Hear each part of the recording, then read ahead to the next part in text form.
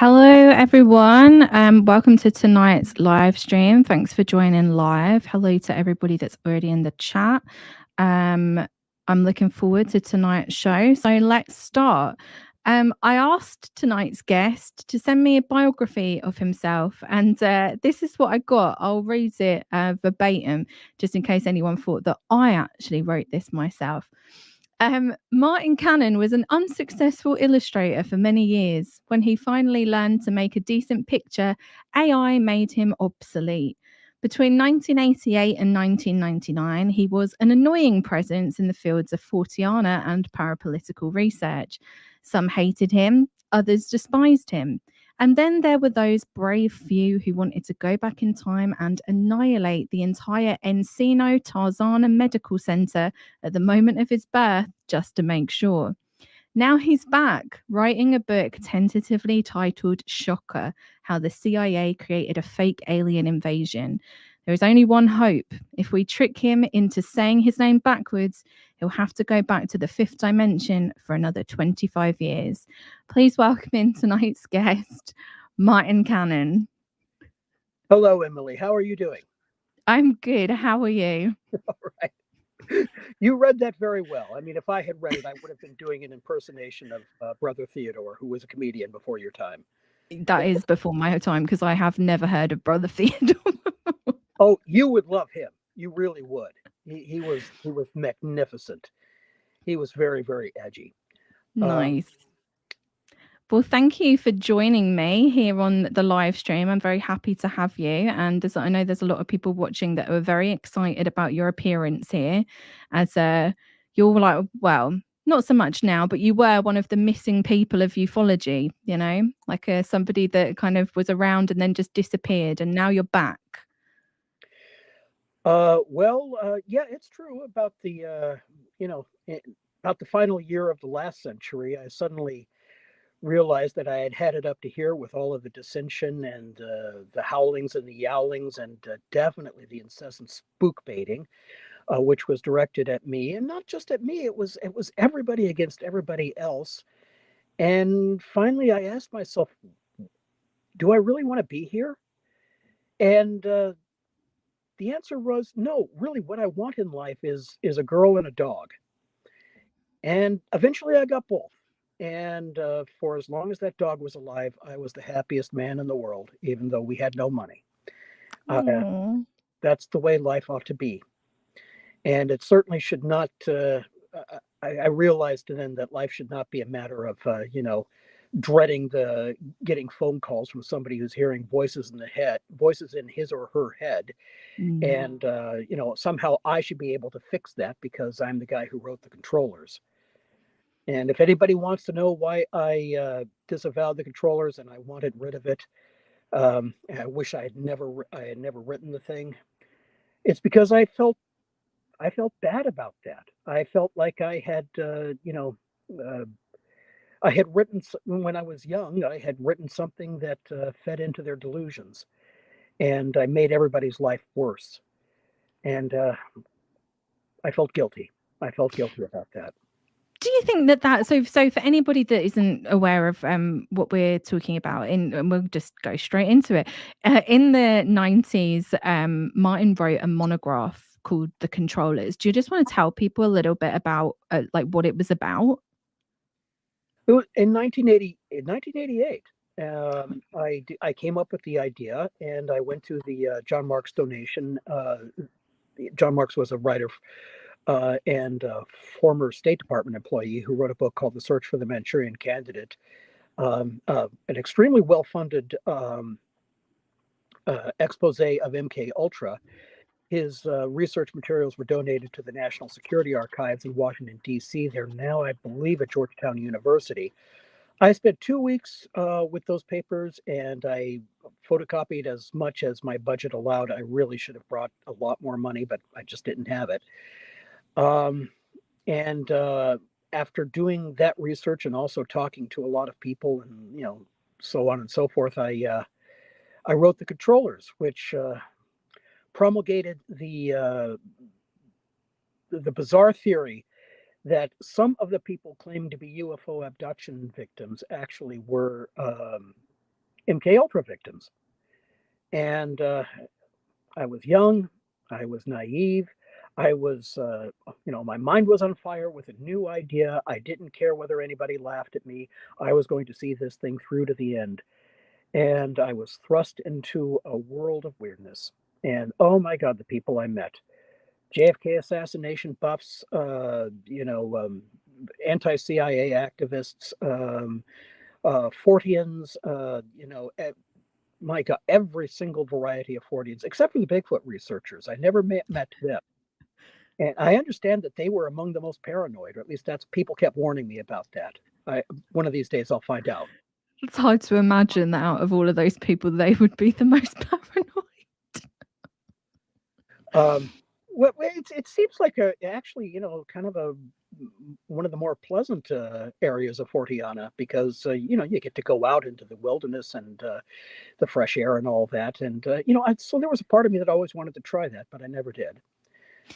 It's also somewhat the most plausible, and I know that John Tenney, I saw one of his lectures or like listened to one of his lectures. He's got a bit where like he asks the crowd how many people believe in ghosts, how many people believe in like X, Y, and Z paranormal thing, and then it gets to like the existence of Bigfoot, and people kind of go like, oh, maybe, like laughing, and then I think his point is like that's actually probably the most plausible one because what you're really talking about is just an ape, just like a random ape that might exist out in the world somewhere. Well, who knows? I mean, maybe after I'm finally finished with these, actually, I have two books planned. One has to do with the intersection of neo-fascism and and paranormal research, cults and so forth, and that's something that I've learned a lot from you about that. It's an absolutely fascinating realm, but also right now I'm writing before I get to that, before I finish that book, I've already half written it. But before I get to the other half of that book, I really want to finish this, which is going to be my current book, Shocker, which is going to be about really all that stuff that hit ufology in the 1990s, or really starting in the late 1980s. MJ12, the Roswell imbroglio, and all the paranoia, the thing that really made the field just so difficult, so carcinogenic. Absolutely. Yeah. And I wanted to get to the bottom of that and find out what happened and what hit us. I have found out some things, and I think it's going to. I'm not just simply going to rewrite Mark Pilkington's Mirage Men. I'm not just simply going to rewrite Chris Lambright's X Ascending. Or Greg Bishop's Project Beta. All great books, must-read books. I'm going to try to take it further. So, which is very exciting. We're going to get to that, but while we're still on this topic of like you getting into this kind of field of research, I just want to kind of like explore that a little bit more. So when did you first start becoming involved in like Fortean research, parapolitics, UFOs, all of that kind of stuff? I wish I could say that there was a beginning point. I had an interest in Forteana ever since I was a boy.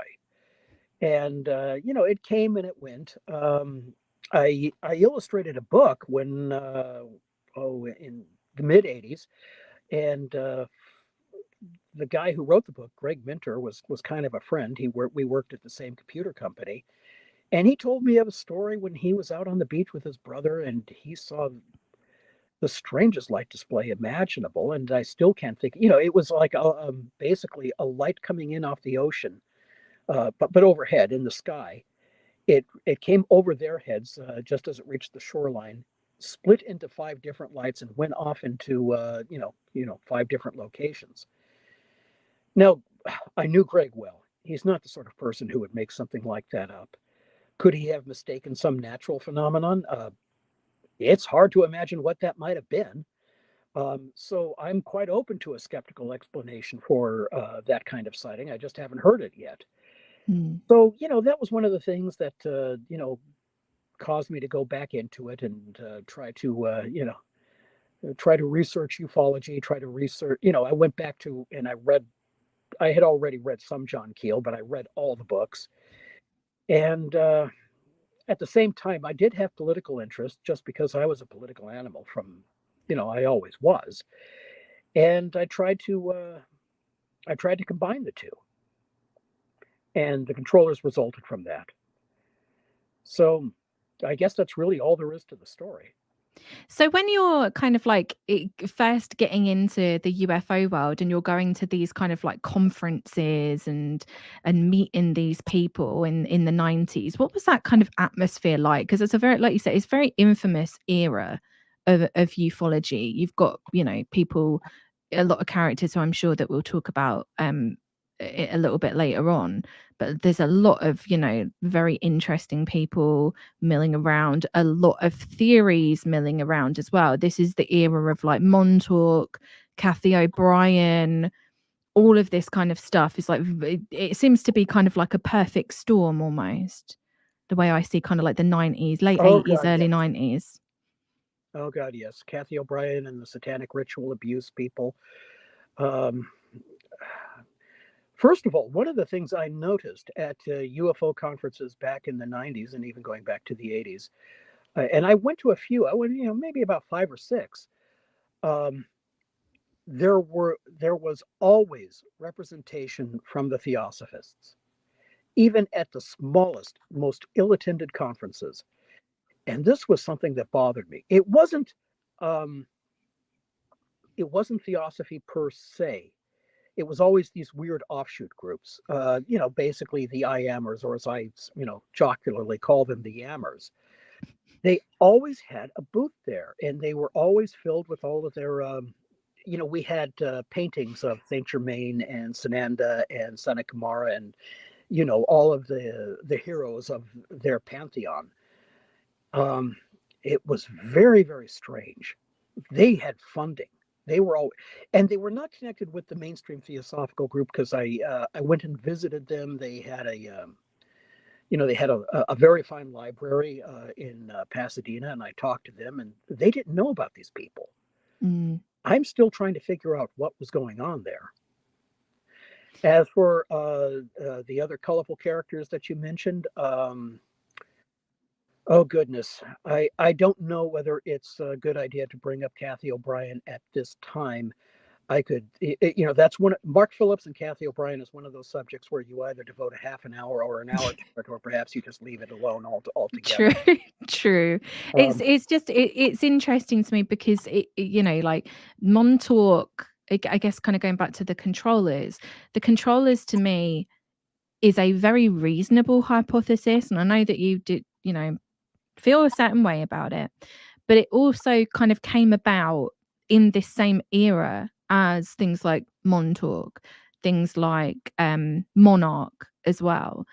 Those things do you feel like those things kind of drove, because obviously once those kind of theories and ideas came out, you then have a lot of people claiming that they are part of these programs, or they've been affected by these programs like Montauk and Monarch, like the influence of Emily, those. the bad drove out the good. That's really all I can tell you. I mean, bottom line, Monarch and Montauk are both myths. I was there when Al Bielek made the first of his Philadelphia experiment presentations, and that's what he got on stage directly after I did at the at a Phoenix MUFON conference in, I believe it was 1988. It might have been 89, but I believe it was 88. Nobody had ever heard of him. He was just speaking. Montauk had not even entered into his spiel at that time. It was purely about the Philadelphia experiment. I mean, there has to be a recording of that somewhere. I thought I was going to be the strangest person at that conference. And then Al Bielek came on right afterwards, and it was like, whoa. You can't get much stranger than you can't get stranger than a guy that says that he's been age regressed into a baby's body and done X, Y, and Z different things. Well, the original version of his story was, this was the version 1.0. It wasn't quite as elaborate as what you're used to now. Mm. Preston Nichols wasn't mentioned. Duncan Cameron was mentioned. I was later told by somebody, oh hell, I'll mention the name, Bob Durant. And he had known Al Bielek for a long, long time. And it was right after that conference, he called me, and he knew that Al Bielek was speaking there, and asked, what I thought of him, and he said, Martin, I don't know what to do. My old friend has just gone crazy. you know, he said, Al has always been a little bit wild, more than a little bit wild. But ever since he met this Duncan Cameron guy, he's formed all these completely insane ideas, and I don't know what to do with him. He thought that the whole thing was a complete lie. It was a complete lie. I mean, let's be honest. Duncan Yeah. Cameron was not his brother. I don't know whether it's ever been put on the record, but Bob Durant told me Duncan Cameron was Al Bielek's lover. Um, all those people, all those people were gay, and they had formulated this very strange um, in group cult. Mm. And it's impossible to put a word on it as to exactly what happened there, but they all fastened on to this fantasy life. Yeah, it is strange because it's almost it kind of feels almost as if they were playing some sort of alternate reality game. That's kind of like where I tend to a lot of like how I feel about it. It's like Al Bielek, for example, he shows up in Jacques Vallée's diaries in like the 1960s, and Jacques Vallée refers to him as like always a little bit shifty, like he almost has like a salesman type vibe to him because he was hanging around with like Ivan T. Sanderson way back when, and obviously Ivan T. Sanderson was in communication with people like Morris K. Jessup and Carl Allende, who were like the people for the Philadelphia experiment. So like he was in like at the ground floor almost, Al Bielek was. Like he was very much in those circles. Yeah, yeah. I think part of him always wanted to be the star attraction. That's just guesswork on my part. I Mm. did speak with him at that conference, the same one where he and I made our debut. He came up to the table where I was dining with a lady, and he started asking. I said to him that it was a very entertaining talk. It was. I mean, he blew me out of the water in that regard. And and he seemed like a nice guy. And I said, Al, I frankly, I have a hard time believing you, but it was a great talk, and I wish you well. And he smiled, and then he started asking me all sorts of questions about my research into MK Ultra, Mm. all sorts of questions. And after he left, I turned to the lady that I was having a meal with, and I said, "Mark my words, when that guy gets in front of an audience again, mind control is going to be a huge part of his spiel." Because it wasn't when he made his debut. And again, there's got to be a videotape of it somewhere, and you can see for yourself. He was not talking about mind control or anything like that then. And then, mind control became synonymous with Montauk. Yeah. And I didn't know what to do with it. It was kind of an East Coast thing. I was on the West Coast at that time, but I was getting reports from people on the East Coast, and there were all these people who were listening to Al Bielek's lectures and then having memories, quote unquote, of being part of the Montauk Project. Uh, And I that don't. still happens today. That's still how, even though Duncan Cameron, Preston Nichols, now Bielek are long gone, there are a lot of people who, carried the torch of Montauk. And I don't know what to do with that. I Mm. mean, if you oppose it, then of course automatically they're going to say, you're the bad guy, you're the spook, you're out to discredit us. You were never a real MK Ultra researcher. When I researched MK Ultra, I was actually trying to deal with documentation. I was trying to, I was I was reading thick books literally about brain surgery by by respected physicians. Um, I was trying to get to the science of it, and it was all taken over by this pseudoscientific blather and nonsense.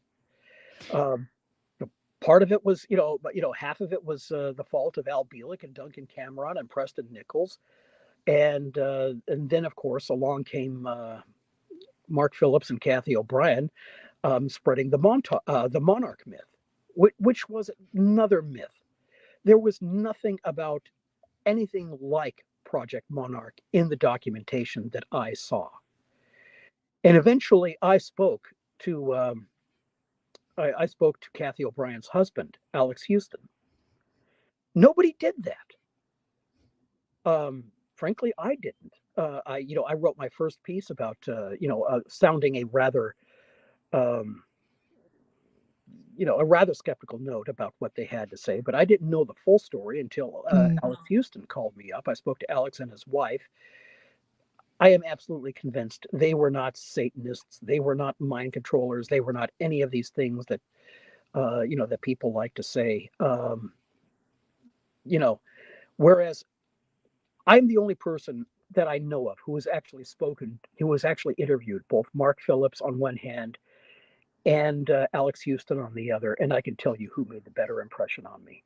Alex Houston, because he had been married to Kathy O'Brien, and she turned him into this archdemon who was like, a high up in Satanist Central and a high level CIA agent. None of that was true. It was all nonsense. And if anybody programmed Kathy O'Brien, it was Mark Phillips himself. Right. That's the thing, because that's the thing that always confuses me, because I'm like, you do actually have a case of mind control here, but it's just not who you think it is. It's just not. Do you think that there are, because those kind of things emerged at the same time, and I know that this is kind of veering towards the more kind of conspiracy theory type of thing. It's just an idea, but that those both Monarch and Montauk, both very similar sounding, kind of happening at the same time. Was almost like a deliberate type of thing to kind of really steer this topic in a very kind of dark direction. I can speak about the Monarch Project myth. And by the way, Mark Phillips admitted to two people that he invented the term monarch. That it was basically bullshit. He admitted this to Walter Bullard, who is no longer with us, and I wish he were, so that he could at least verify that point. I'm not Walter's biggest fan these days, but I do think he had enough honesty that he would say that he would speak to that truth. But he also spoke to Kathleen Sullivan. Mark Phillips admitted that he invented the term monarch. It's a concoction. It always was. And it bothers me to this day that people try to say, well, maybe there's still some truth to it. It's a little bit like arguing with St. Peter to allow your naughty but beloved friend into heaven.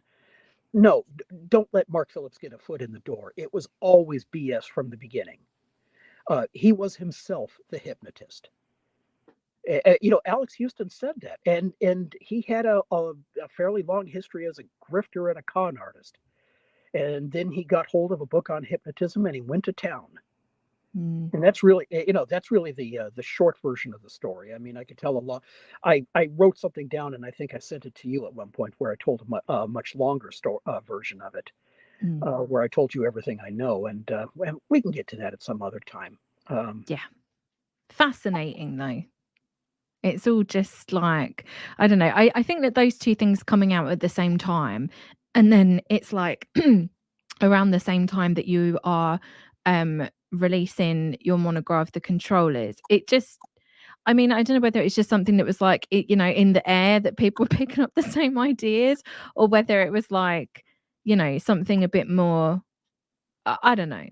Well, I don't know. Just you could say that this stuff happened to discredit the controllers, and people are just going to snicker and laugh. But what you don't know is that behind the scenes there were some very highly respected authors who really wanted to go in and take a look at MK Ultra. They might even have taken a look at the UFO aspect, that I allegedly pioneered.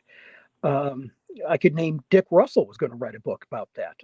He was a fine writer who, is generally associated with JFK assassination research.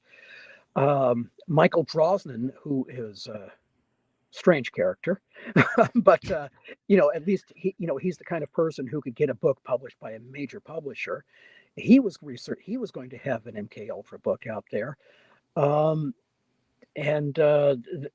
Alan Shefflin, who was another very highly credentialed researcher, was going to write a book about just Artichoke and Bluebird, the predecessor programs to MK Ultra. And the reason why they all got out of it was because of the absolute madness that was prevalent at that time. The people who claimed to be victims, the people who were hearing voices in their heads, and but more than that, it was all tied in throughout that period with satanic ritual abuse. And once you let those guys get into the mix, forget it. And I'm not saying that that was not an area that was undeserving of research, but the whole thing just became such an unpleasant morass at that point. With all of these people claiming to be victims and claiming, naming the people they claim to be perpetrators. And if you didn't say that, this or that person was a perpetrator, if you didn't use that exact terminology, then you were one of the perpetrators too. That happened to me. And, and if I refuse to call these people victims, I said they're claimants. I thought that was a very neutral term to use. And boy, did that make them angry. So I got out. And I don't think I ever want to write about MK Ultra or mind control again. I really don't. Somebody else can do it. If you want to do it, you're a braver soul than I. I dipped my toe a little bit into that. I definitely think that, like, I don't know. I've said this to you before, but I still am a fan of the controllers. I don't think that you went too far with it. I still think that it's a worthwhile piece of work, but I think that maybe just the timing in which it came out is, it like we said, it came out in this kind of mad time period when you've got all of these people running around, and unfortunately now that's even more prevalent, because now you've got things like Super Soldier Talk with James Rink, which is a super soldier chat show where they can all talk about their past lives at Montauk, and it's like the encouragement that you get, and you can.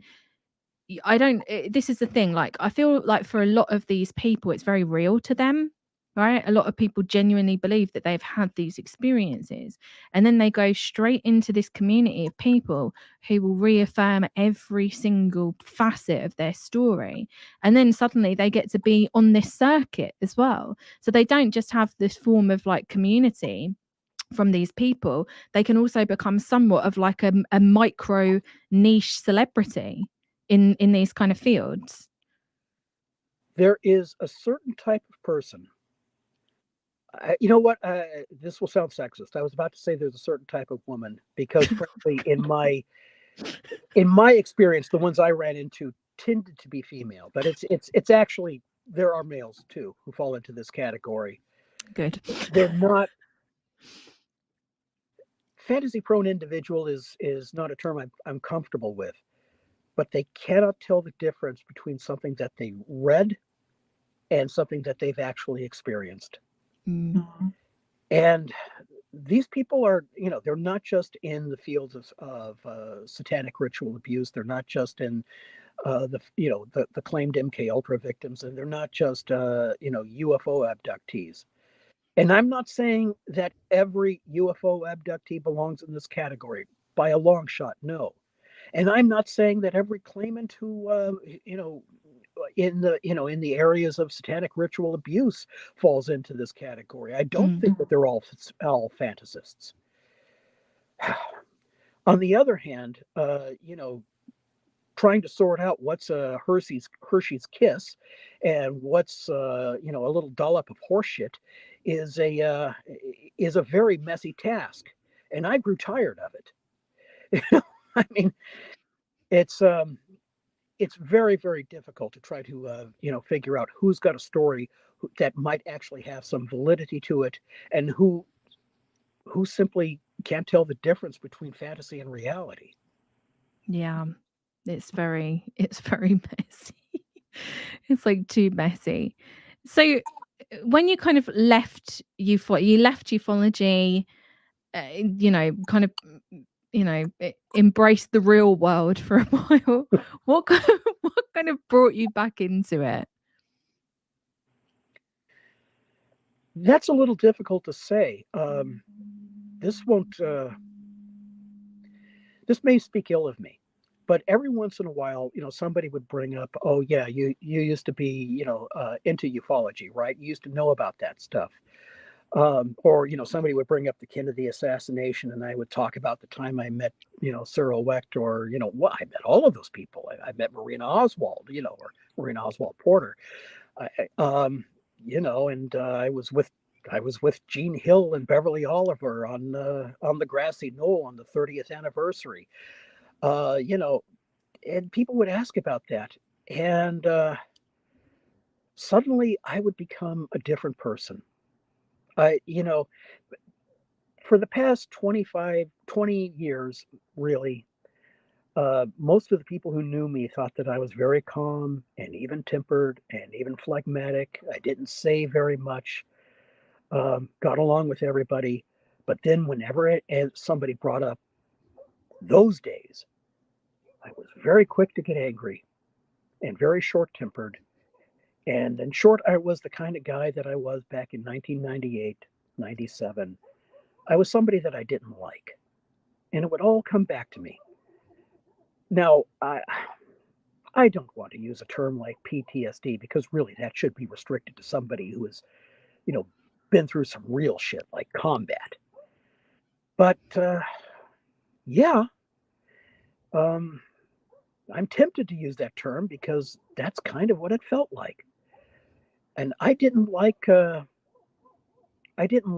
feeling all anxious and difficult to be around whenever I got to thinking about those days and trying to understand not just why was I angry all the time, but why was it that everybody I knew seemed to be angry all the time? What got into those subcultures? What was in the zeitgeist that caused that caused so many people to be so unpleasant? And was that coming back? In the QAnon subcultures, was it taking over the culture as a whole? Isn't that really what's happening in MAGA world? And isn't there a left wing analog like that to that sort of thing happening, where everybody is just angry all the time and looking for an excuse to be, to be affronted? Um, I am not going to. I am not going to exempt the left from that condemnation, even though I consider myself a creature of the left, or at least I have been for all of my adult life. There's just something in the air that's causing everybody to be, hyper partisan and extremist and unpleasant. And it would all come back to me whenever anybody brought up the bad old days of the 1990s. And so I decided I have to go back. I've got to face my demons. I have to find out, what was going on. And of course, I read Adam Gorightly's book, Saucers, Spooks, and Kooks, which Mhm. kind of brought that back. And, I reread Greg Bishop's book, which is wonderful, and Mark Pilkington's book. It definitely brought up some bad memories, but so that was it. I had to find out what was happening. What was at the root of this, of the MJ12 imbroglio? What caused that? I met Bill Moore a number of times. What caused him to do what he did? And what was the root? Who was Falcon? Who were these members of the aviary that he's talking to? Why were they doing what they were doing? Did they intend to cause society to go mad? Which is, really the end result of what they, of what they were up to. Mm. So So let's get on to your most latest topic of research. So you are working on a book at the moment that's called Shocker. Why is it? Again, you can say as much and as little as you want. So if I ask a question that's like, "Oh, I'm saving that," or "I don't want to talk about that right now," just tell me, because I'm not sure how much you want to say. But why is it called Shocker? Well, in the latest version of Jacques Vallée's Forbidden Science volumes, he briefly mentions a conversation with an ex-CIA man named James Westwood. And James Westwood said that the origin of the MJ-12 documents had to do with a Operation Shocker, which was an operation involving a double agent. That is, a man named Joseph Cassidy, who, starting in 1959, uh, allowed himself to be recruited by the KGB, or actually, I think it was the GRU. But he befriended a Soviet agent here in the United States, and he started passing him information. Now, what the Soviets didn't know was that he was actually working for the American intelligence that entire time. And this relationship, passing real information mixed with disinformation, lasted for 20 years until very nearly the end of the 70s. And Westwood's argument was that the MJ-12 documents really were part of Operation Shocker. I decided to look into that. First of all, I like the theory, and second of all, Shocker is a great name for a book. Oh, it is great. It's like it reminds me of it's like Tom O'Neill's got Chaos, right? Very simple. Right. Well, chaos actually plays a role in this. Well, forgive me. I, I may have to leave pretty soon because my dog is barking. We'll see how that situation That's okay. plays out. You can pause if you want. I can keep people entertained if you need to go look after your dog. Well, I'll have to do that in a little bit, I think. But anyways, Okay. um, let's mention the chaos connection for right now. Greg Bishop finally let the cat out of the bag, and he said that because he befriended Bill Moore. Do we have to talk about Bill Moore in the aviary and give the background to all that? Well, I think that the majority of people watching will know, but I'll just give a very, very, very, very brief. The Majestic 12 documents were a series of false documents that came out in the 1980s. They kind of originated in the UFO world because of a disinformation campaign that was directed towards a UFO researcher called Paul Benowitz. I've spoken about him many times on this channel before. Involved in that disinformation campaign was an AFOSI agent called Rick Doty, stationed at Kirtland Air Force Base. And he essentially recruited in a UFO researcher called Bill Moore.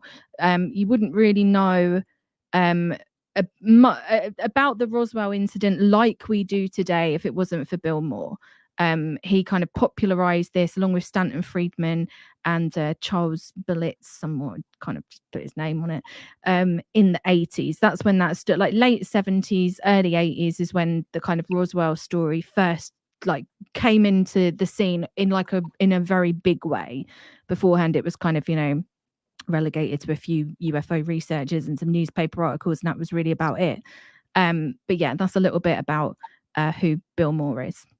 Carry on. Yeah, well, and I met him a few times. I didn't get to know him nearly as well as I don't think he liked me, but I don't think Bill Moore likes much of anybody. I think my first meeting with him, I guess I could tell this story. My first meeting with him, somehow the name of Robert Todd came up. We're in a restaurant. He points to a jar of Parmesan cheese and he just snarls, "I have more respect for that than I have for Robert Todd." And, and he was like that towards absolutely every ufologist you could mention. And I thought, oh, God, Bill is not good at this. He is not good at this at all. Because everybody was talking about Bill Moore like he was some big CIA spook. No. the CIA trains you how to ingratiate yourself with the people you're talking to. The CIA literally used to hand out copies of How to Win Friends and Influence People, and it clearly that book has never had a place on Bill Moore's shelf. You know, and because it's just the kind of guy he is. And he's just kind of irascible and stern and brilliant. He's that very bright guy. I liked him. I don't think he liked me. And when he was talking about how much he hated Robert Todd, it told me that's exactly the kind of thing he's going to be saying about me the moment I'm out of earshot. I didn't take offense. I thought it was hilarious. But the big question back then was, who was this Falcon guy? The alleged CIA or intelligence insider who supposedly recruited Bill Moore and others into the spook game. Yeah, that's the point that I missed off from the explanation. So when there was this, all in the early 80s, there were all these meetings that would happen in like Denny's restaurants and stuff, and they were using bird names. So it was Doty was, what was Doty's name? Doty, well, Doty's name remains controversial. A lot of people are under the impression that he was Falcon. He wasn't. He played the role of Falcon. He was identified as Falcon during the filming of an infamous TV special called UFO Cover Up Live. Yeah. He was not the Falcon. Bill Moore was always consistent in saying that the Falcon was a much older man who had been in the OSS, who was a specialist in the Soviet Union, a man who had an Eastern European accent, and was all business, kind of humorless. And based on just those clues alone, I went through the espionage literature and I tried to figure out who it might be. And I had an idea from the in the 90s who it might be. I don't think I ever mentioned this to Bill Moore.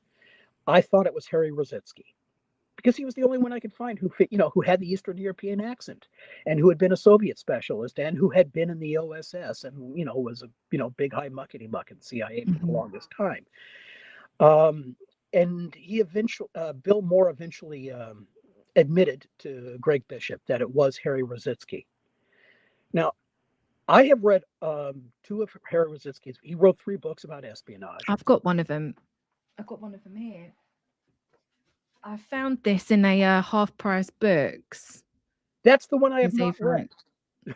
I haven't read it yet, but it's on my list because obviously because of his importance in the UFO world. But yeah, he was an assistant professor of English before he began work on Soviet operations to the CIA, kept tabs on the KGB from a variety of vantage points.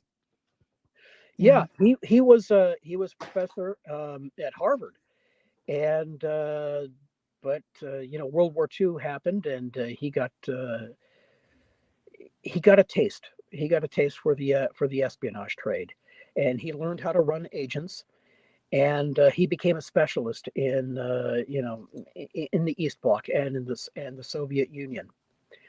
I read his other 2 books, The CIA's Secret Operations and Managing Moscow.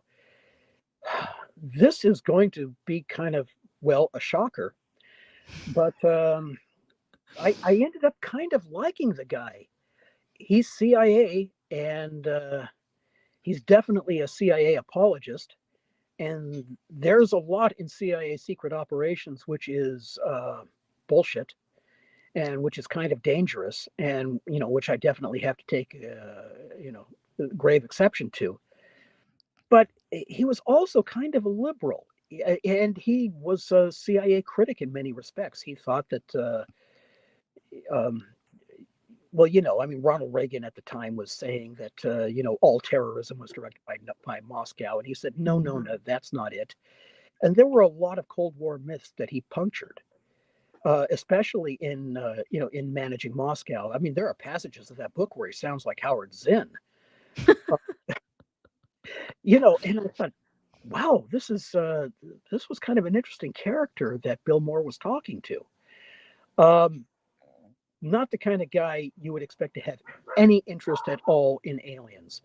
I mean, if this guy was walking down the street and he saw, a group of aliens playing, tag football in the park, he'd look at it for a few seconds and then he'd just walk on and return his mind to the eternal problem of how to get rid of the Soviet Union. This was not a man who was concerned about disclosure. This was a man who was concerned with closure. He was trying to close the USSR. At the same time, he was very much aware of all of the horrible things that had been done in the name of anti-communism. He was very much aware of the fact that, you know, the CIA had overthrown countries that really should not have been overthrown, that had opposed nationalist movements claiming that they were communist movements, when in fact, they were just nationalist movements. I got the impression that Harry Rositzky wanted the main reason he really wanted to get rid of communism was because it was the only way to get rid of anti-communism. It was the only way to return the world to an even keel. Well, that turned out to be wrong. Things actually got worse, as you may have noticed. Anyways, yeah, so I think that I know there are people who doubt that Bill Moore was telling the truth, that Harry Rositzky was not the man. There are a lot of diehards who still think that Richard Doty was Falcon. After reading Rositzky's books and also going back and rolling over in my mind the kind of things that Bill Moore was saying in those conversations I had with him in that Italian restaurant, I think, yeah, it was Rositzky. I really do. And the question is, why? Why was he involved with spreading these myths when clearly he could not possibly have believed in this nonsense? He didn't care about aliens. He didn't care about UFOs. What was in it for him? And there was one aspect of Harry Rositzky's career that Greg Bishop doesn't talk to. I don't think he ever got to this. That I think really needs to be explored further. I've gotten as far as I can get to it.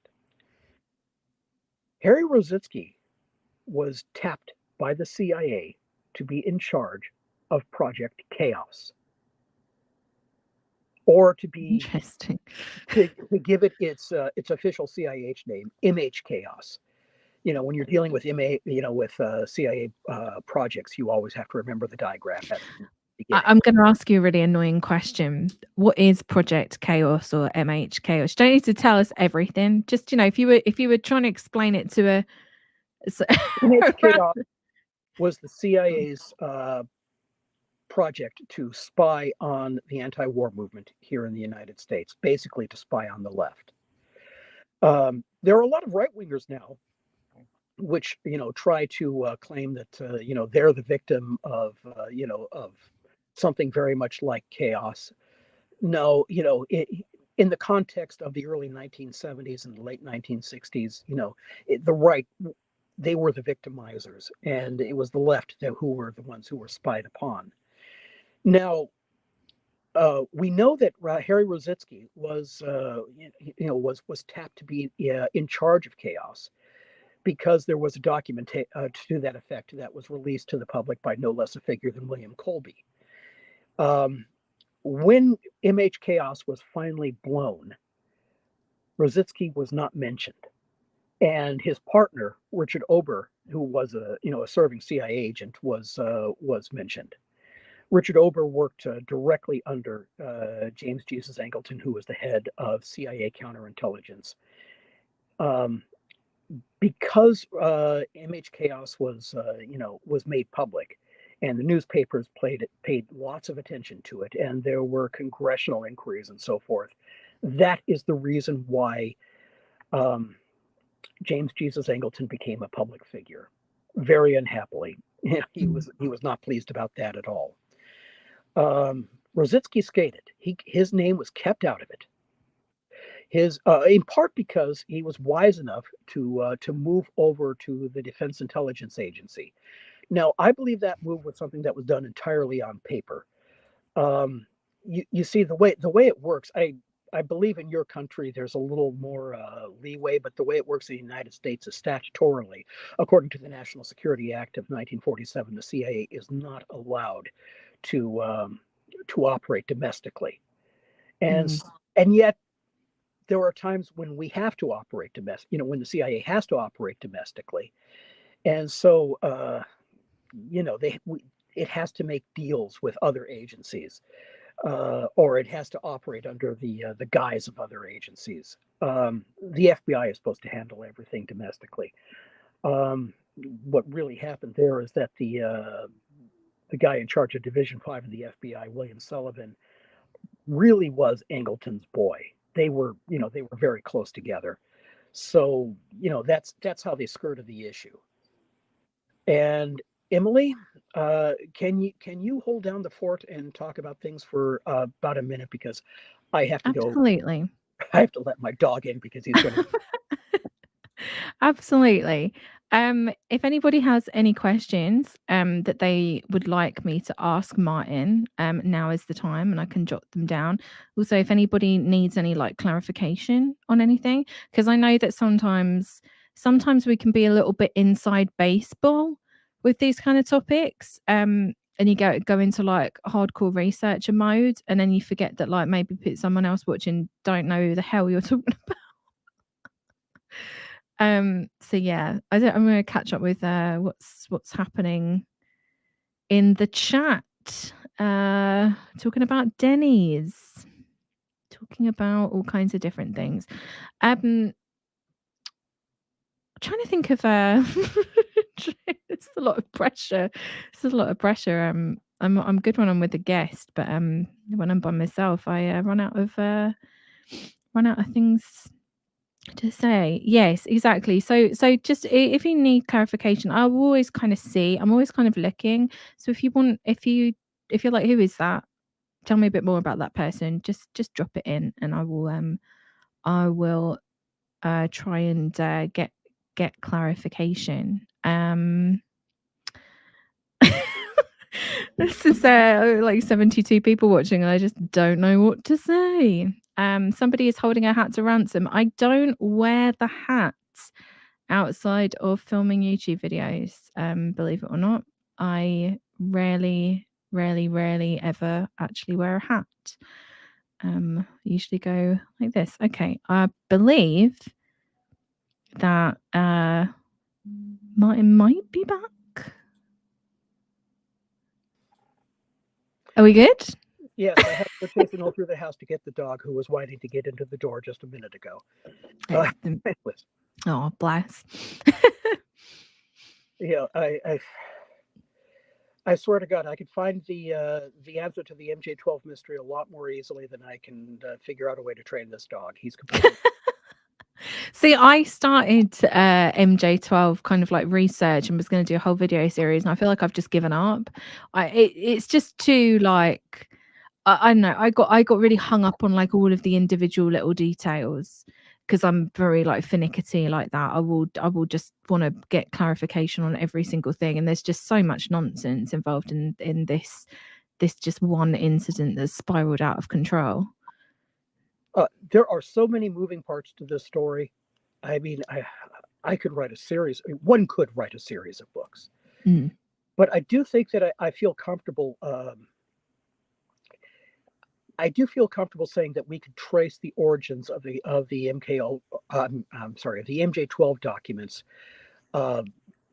back much further than the period when the whole Benowitz, Bill Moore, Richard Doty thing started. Um, every time I look into this, everywhere I look, the name of James Jesus Angleton comes up, or I guess I should say James Jesus Angleton. His mother was Mexican. Right. But he used to be quite ashamed of that. He hid it because he lived among the Eastern establishment elites, and he went to Yale and all of that. Later in life, he became quite proud of his Mexican heritage. Where was? Oh yeah, Angleton's all over this. Angleton has always been of great interest to me. You might say he's always been a must to me because I guess what's fascinating about him is that he was a man of immense power, far more power than most people realize. That he wielded behind the scenes at CIA. He was the head of counterintelligence, and he really headed the CIA within the CIA. It was, he had his own filing system. He had his own agents that answered only to him, and he had his own worldview. He independently met with other agents in other services of other countries. Um, it was almost a cult within the intelligence world run by James Angleton. And not to put too fine a point on it, he went crazy. I mean, he became absolutely paranoid, and he formed this worldview that almost beggars description. And they couldn't get rid of him because he had blackmail files on everybody. Right. Well, when you say his worldview went crazy, what do you mean? Like anything that you can tell us, like how he went nuts? In what sense? He almost destroyed the CIA in doing the job that it's supposed to be doing. In part because he became convinced, for example, that the Sino-Soviet split, the split between China and Russia, which is something that cropped up in after Stalin's death and before 1960, relations really began to get frosty. He decided that was all a big communist fake out, just a big plot. He thought, and the famous speech that Khrushchev gave, denouncing Stalin, which, I mean, you've read it. We've all read that. He said that, that was all a fake. It never happened. Albania parting ways from the Soviet Union. He said, no, that's a fake. Yugoslavia and Tito parting ways with the Soviet Union. He said, that's a fake. Defectors who came to America wanting to help this country, but did not say what Angleton wanted them to say, were in for a world of hurt. Because if they said no, the Soviet Union really did split from China, Angleton would say, oh well, that defector is obviously fake. When these guys played with live ammunition, we have to understand that there was one Polish defector, I think his name was Burnt, Joseph Burnt, I think that was his name. When Angleton ruled against him and said that he's a fake defector, he got sent back to Poland, and he ended up in prison. And I think eventually he was sentenced to death, but then he ended up in prison. Right. And I mean, that sort of thing happened a lot. And he absolutely refused to countenance even the possibility that he might be wrong about anything. In short, he was a conspiracy theorist. He really was. And that's the reason why Angleton is so fascinating to a lot of old Kennedy assassination researchers like me, because he is, God help us.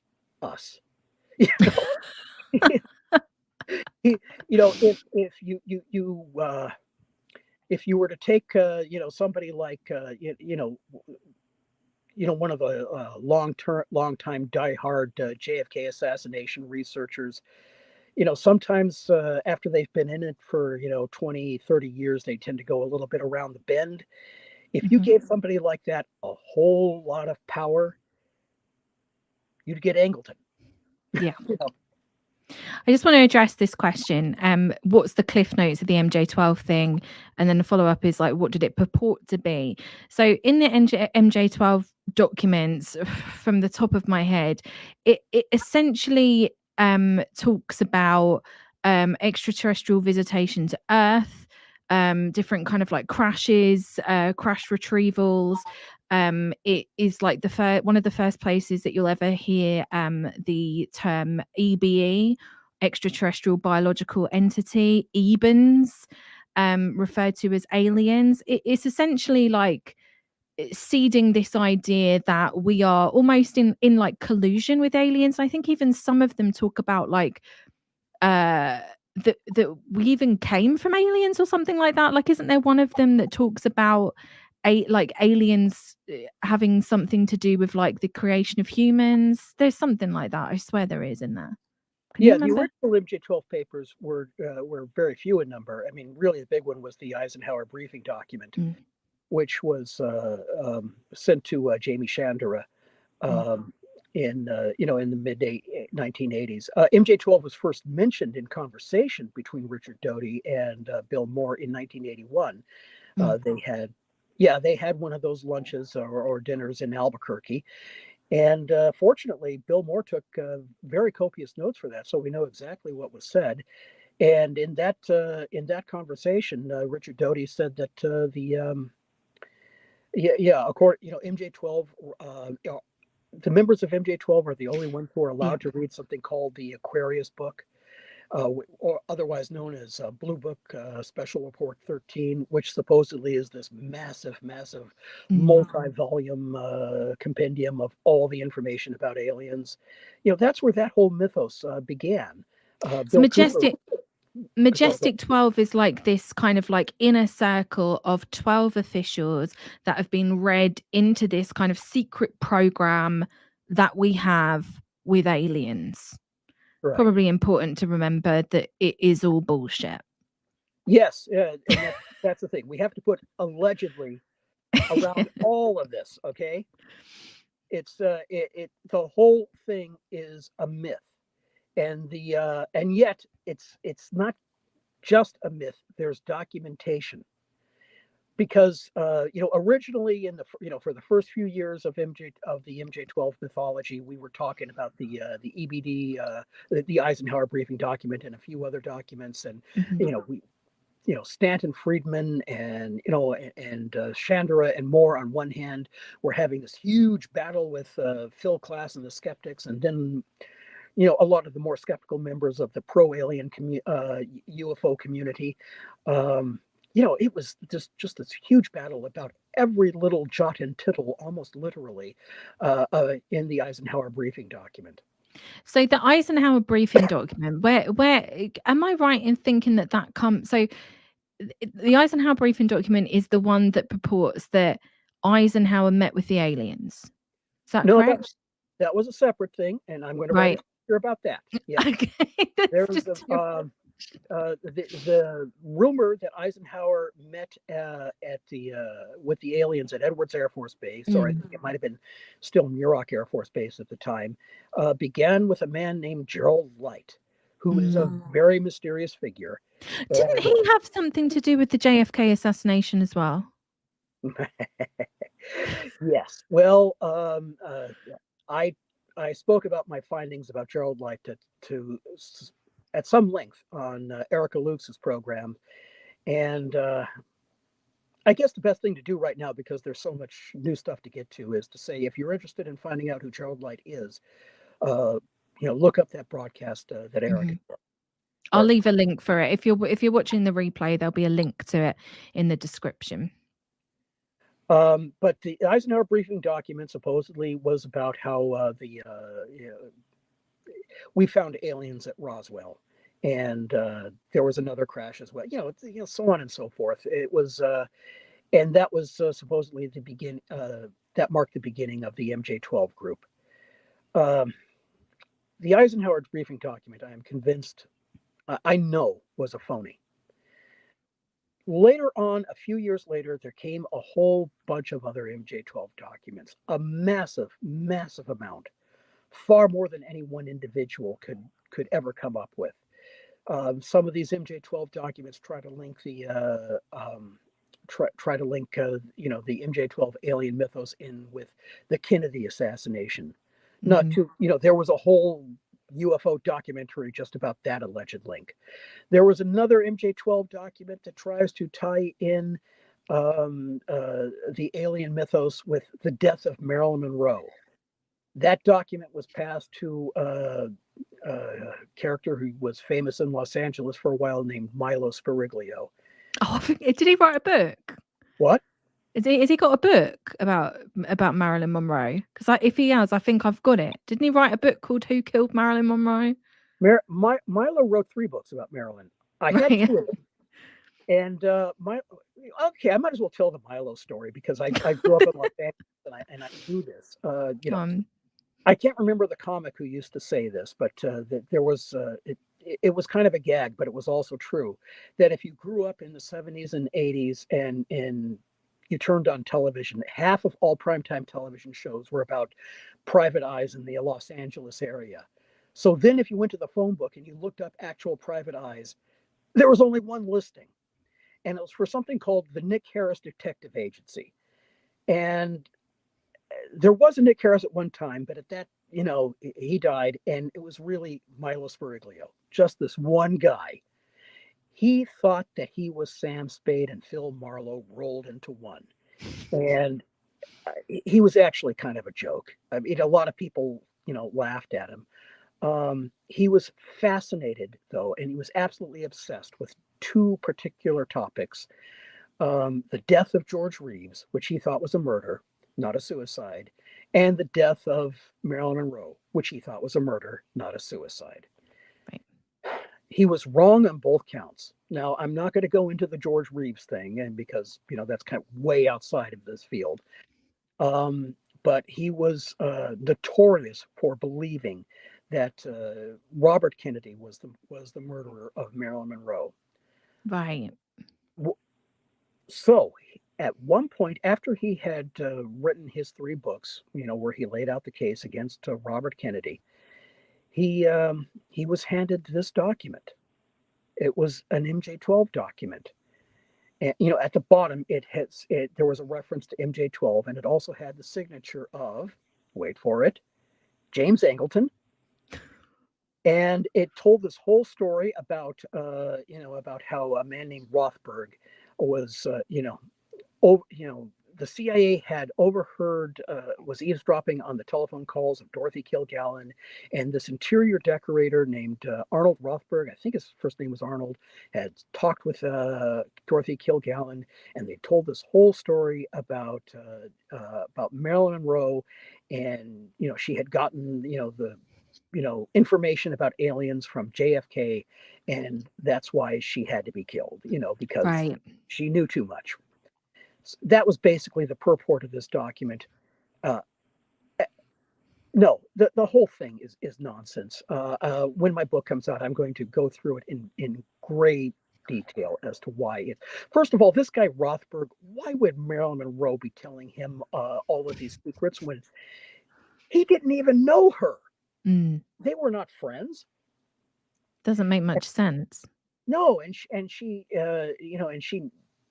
never said anything about this to the people who were her good friends. So, that right there just kind of tosses the whole thing out. But here's what's interesting. Remember when I said that this document is signed by James Angleton? Mm-hmm. The signature is real. But it doesn't match. I mean, it doesn't exactly match any Angleton signature that I know of, or that, really, I've been able to find only one. Right. And that's interesting because I've looked and I've looked and I've looked, and and I've had some resources, and I've talked to other people. Angleton did not like to sign his name to documents, and there really is only the one signature that's been made available to the public. And this Angleton signature that's on the let's call it the Spiriglio MJ12 document, it's real, but it's not a tracing of the other one. And that means whoever made this fake had access to a real Angleton document. And So either traced or photocopied the signature. when did Spiriglio get this document? What year? Oh, gosh, I think it was 2003, 2004, something like that. Right. Yeah. Bizarre. I didn't know there was a, because I got that guy's book again in Half Price Books, which is just genuinely like the best place in the world. And whenever I'm in the States, I spend way too much money and time there. But me and my boyfriend were just going through every single aisle, true crime, everything, and you can find some absolute like just strange ones there. And you pick them up, and there's whole backstories about the people that wrote them that you just don't know about because these are like they're almost kind of like forgotten people. right? Like forgotten writers and forgotten kind of researchers. And then just, yeah. And I didn't know I had that Blake's book on, on my shelf. Well, I tell you what, there's a movie called Hollywoodland. Ben Affleck's in it, and it's about the death of George Reeves. Right. There's a character in there who's obviously based on Millis Bergoglio. So, and it kind of gives you an idea as to how he was actually viewed by people in Los Angeles. Is you know, this kind of buffoon who thought he was Sam Mm, Spade. mm. But so, it's obvious that whoever invented this document, eventually it found its way into the Tim Cooper trove of MJ12 documents, and now it's on the Woods website.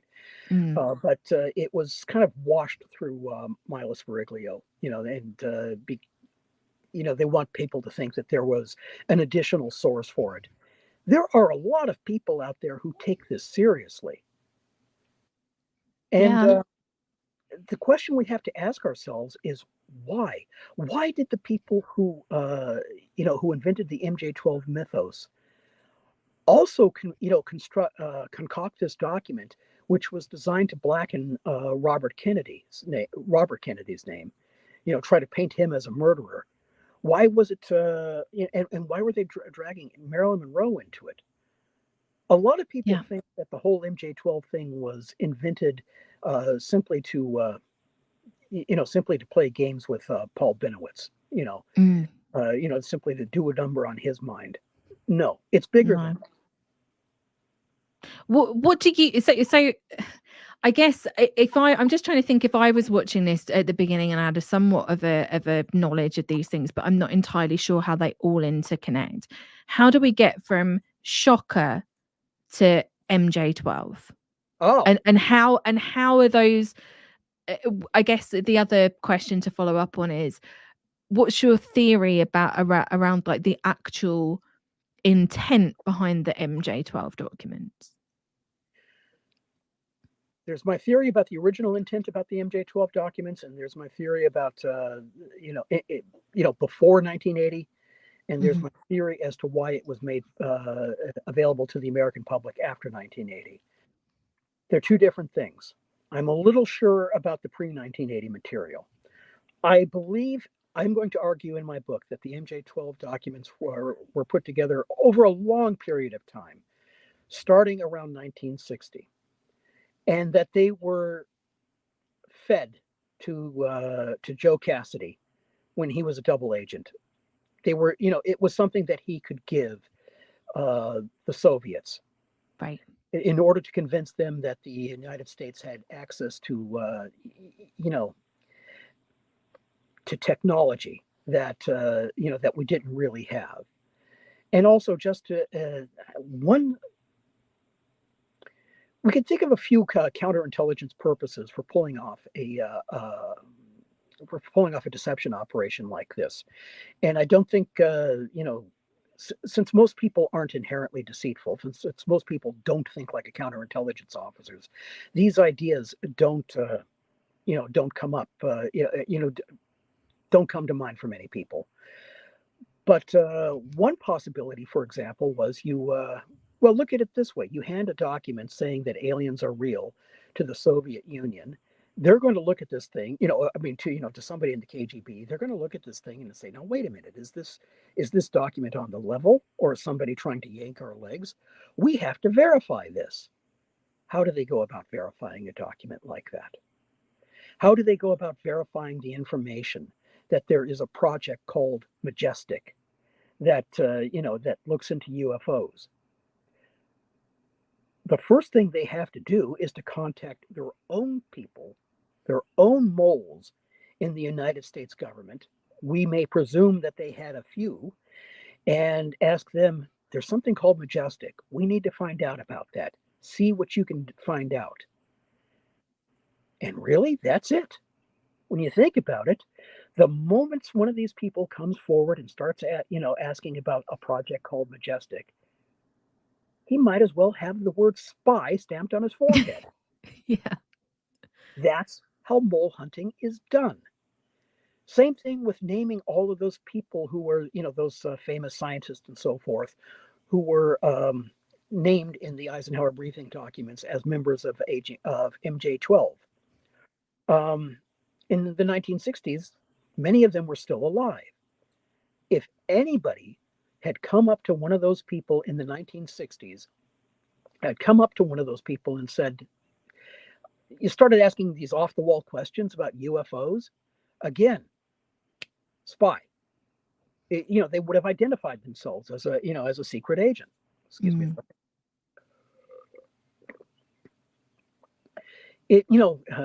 If you read about counterintelligence, tricks like that are actually fairly common. That's how the game is done. But the main source for the allegation that the MJ-12 documents were bandied about as part of Project Shocker, or played a role in Project Shocker, that they were in fact handed off to this man Cassidy, so he could be handing them off to his Soviet contacts. The main source said that they were meant to trace how the Soviets or how the communists handled that sort of information. In other words, to use spy argot of the time, they were a barium meal. Right. That meant if you hand them something that's really, really hot like that, and you see how it gets traced, how it gets passed around within the system, now we learn a lot more about the system. Of course, we can learn that only if we have people on the inside, in our own moles in their government, who can give us some feedback, and they can tell us who knows what, who talks to whom, and how hot information is handled. Not only that, again, Shocker, I'm convinced I know was run in part by James Angleton. Now, we'll go into the book about Shocker called Cassidy's Run a little bit later on, if you like. That book really goes out of its way to downplay the role played by James Angleton. But he was, I now realize, a leading player in this. What did we talk about earlier with Angleton? His idée fixe, as it were. He was convinced that the Sino-Soviet split was completely fake. Again, how do you go about proving a thing like that? I think the MJ-12 documents would have acted superbly as a barium, meal. Is it barium or barium? I hope I'm pronouncing it correctly. Not a clue. I'm not even going to pretend to know, but Okay. I think you're pronouncing it fine. All right. Anyways, in other words, you hand this to a Chinese secret agent, and then it ends up in the file somewhere in Moscow. That allows James Angleton to say, "See, I told you, they're pals, they're buddies, they're working together." Same thing if you hand the barium to a contact in the Soviet Union, and then it ends up in Peking somewhere. This is a way of tracing who's talking to who behind the scenes. Yeah. So, and why did I bring China into this? Because none other than Miles Copeland, who was another one of the famous spooks of that era, and by the way, he made his home in your country. He was quite well known in British circles, and was often a talking head on British television, and often quoted in the newspapers and magazines. He said to Tim Good, of all people, that this played a role in the. I hope I'm remembering this correctly. I think it was it's the Tim Good thing I'm thinking about, of that MJ-12 was passed along to the Chinese. Right. When did he say that? You don't need to. You don't need to know, but you don't need to know off the top of your head. I should say, don't quote me on this, because now suddenly my memory of the exact quotation in Tim Good's book, A Pop Top Secret, is suddenly very insecure. But I know that Miles Copeland said words to that effect, because I reread it just the other day. And there is a whole there is a whole Chinese angle to it that Desmond Fitzgerald was involved with passing, UFO related information to the Chinese. Desmond Fitzgerald was the head of the CIA's Far Eastern desk. Well, really, he had been, involved with China. It was an old China hand going back to the OSS days, and as late as 1962, he was really their man in China. Um, he was the agency's man in China, or at least on the outskirts of China. And so, that goes a long ways towards, buttressing my theory that MJ12 was really part of counterintelligence fun and games back in the early 1960s. I just looked up the Miles Copeland. It's in above top secret, page 357. Miles Copeland, former CIA organizer and intelligence officer, related to him an interesting story involving the agency's attempt on one occasion to use fictional UFO sightings to spread disinformation. Purpose in this case was to dazzle and intoxicate the Chinese, who had themselves on several occasions, blah blah blah blah blah blah. Goes on, yeah. So it's in there. Oh, that's right. That's right. He did mention the Chinese. It might have been Westwood who mentioned the thing about Desmond Fitzgerald's involvement in all this. I'm sorry. No, it's a lot to there's know. no- It's so much to remember off the top of your head. I know. I always get terrified whenever somebody invites me onto a podcast. I start to get cold sweats, thinking, "Oh my god, how much have I got to remember?" You remember so much more than me. Oh, there are so many moving parts to the MJ12 story. Yeah, it's crazy. It took me a hell of a long time to even begin to have any kind of grasp on it, and I still don't think I have a grasp on it. Mm. Now, most of the MJ12 documents were, especially the ones that are on the Woods website right now, were put together. So for people, that's right. Is it Ryan, Bob Woods and Ryan Woods? And Ryan Woods. They Yeah. were both connected to McDonnell Douglas. You would think they're both quite brilliant, and so you'd think they'd be far too smart to be taken in by these obvious hoaxes, but apparently they were. Mm. Now, I don't even have to go about proving that they're hoaxes, because Tim Cooper, the man who received all of these things in the mail and really made them well known to the world, went out and said that they're all fakes.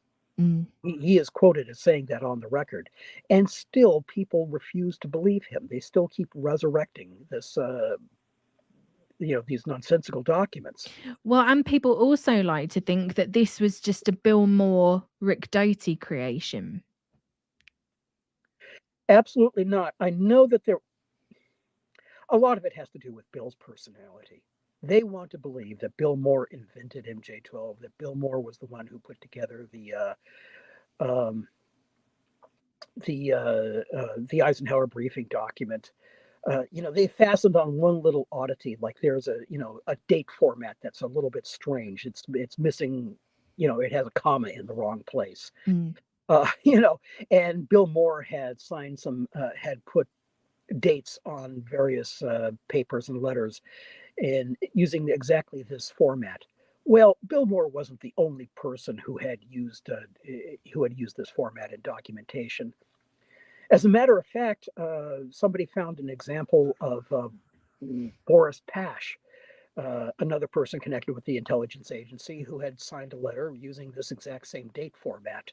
Right. So, using the exact same logic, I could say that Boris Pash was the inventor of the Eisenhower briefing document.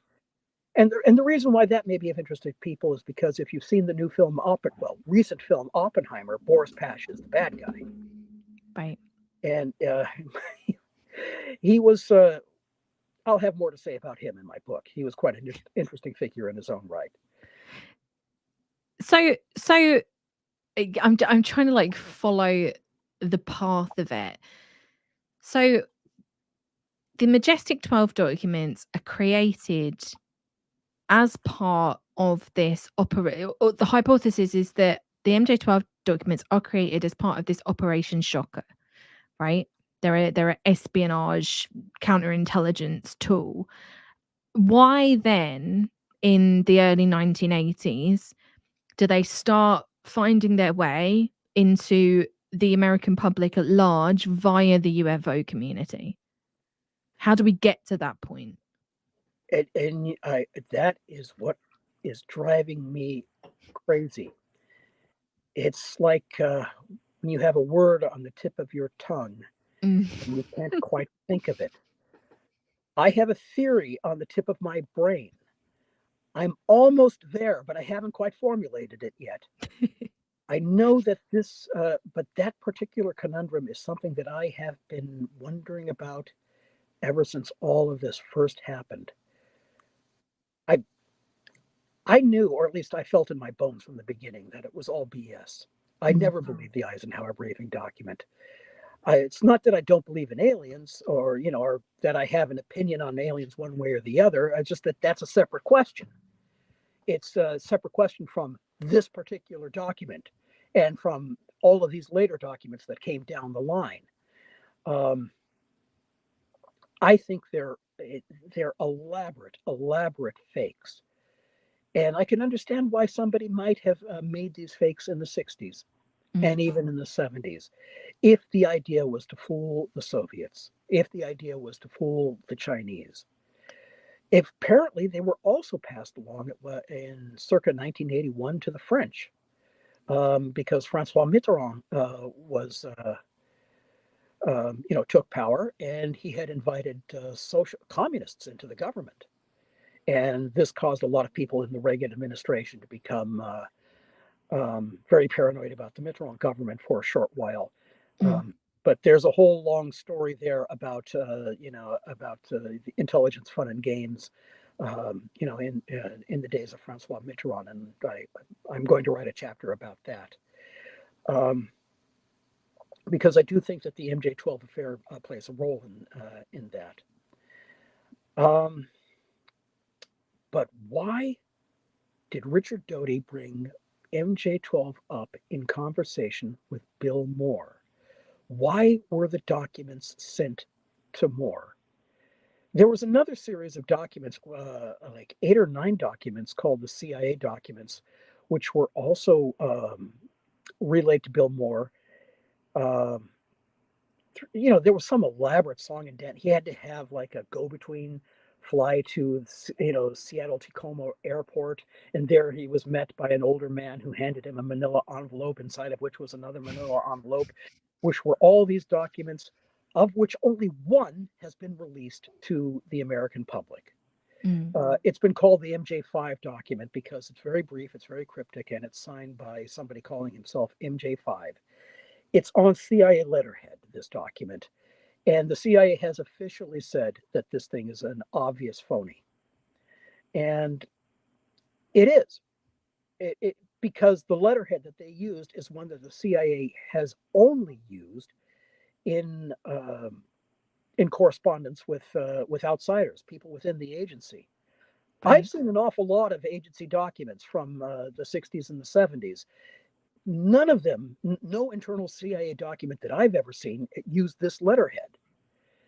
And there are many other things wrong with it. So the MJ5 document came out pretty early on. I think it came out it probably came out even before the Eisenhower briefing document. Mm-hmm.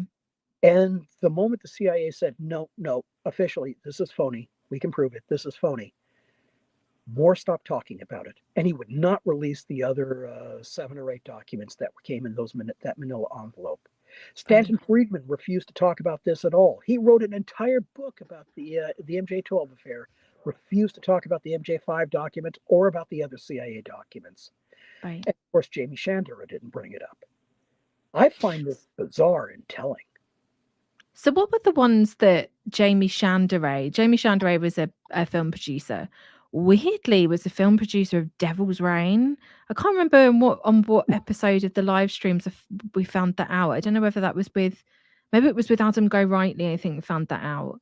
But that's He was weird. not. He was not the film producer of The Devil's Reign, which I don't know if you've ever seen that film. What one was it? It was something, Devil something. Yeah, it No, was The maybe he Devil's weren't Reign. producer. Maybe he wasn't producer. He was on site. He's credited something on IMDb.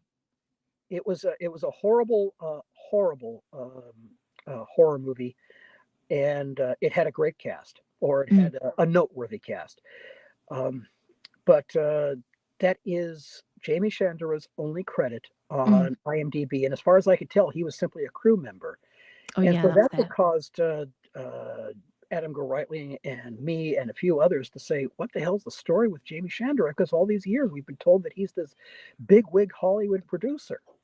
Well, I've recently found out that he was a TV producer. That Right. he worked on TV news. Specifically, he worked on the RKO General news station in Los Angeles, Channel 9, when I grew up.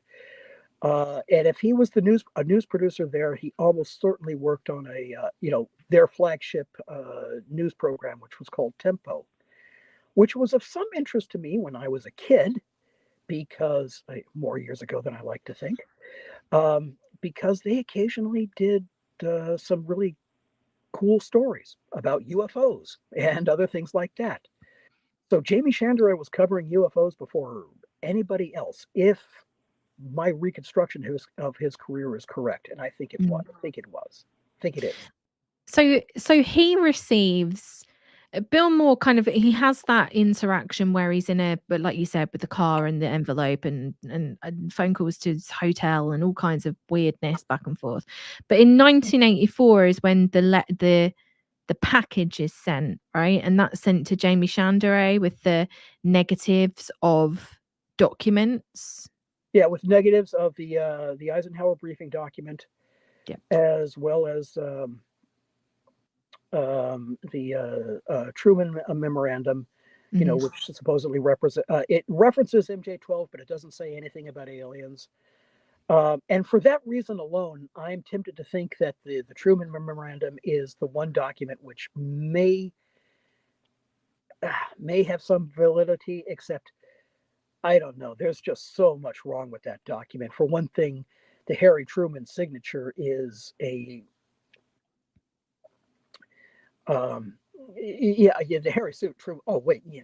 I'm sorry, I got mixed up slightly. The Harry That's Truman fine.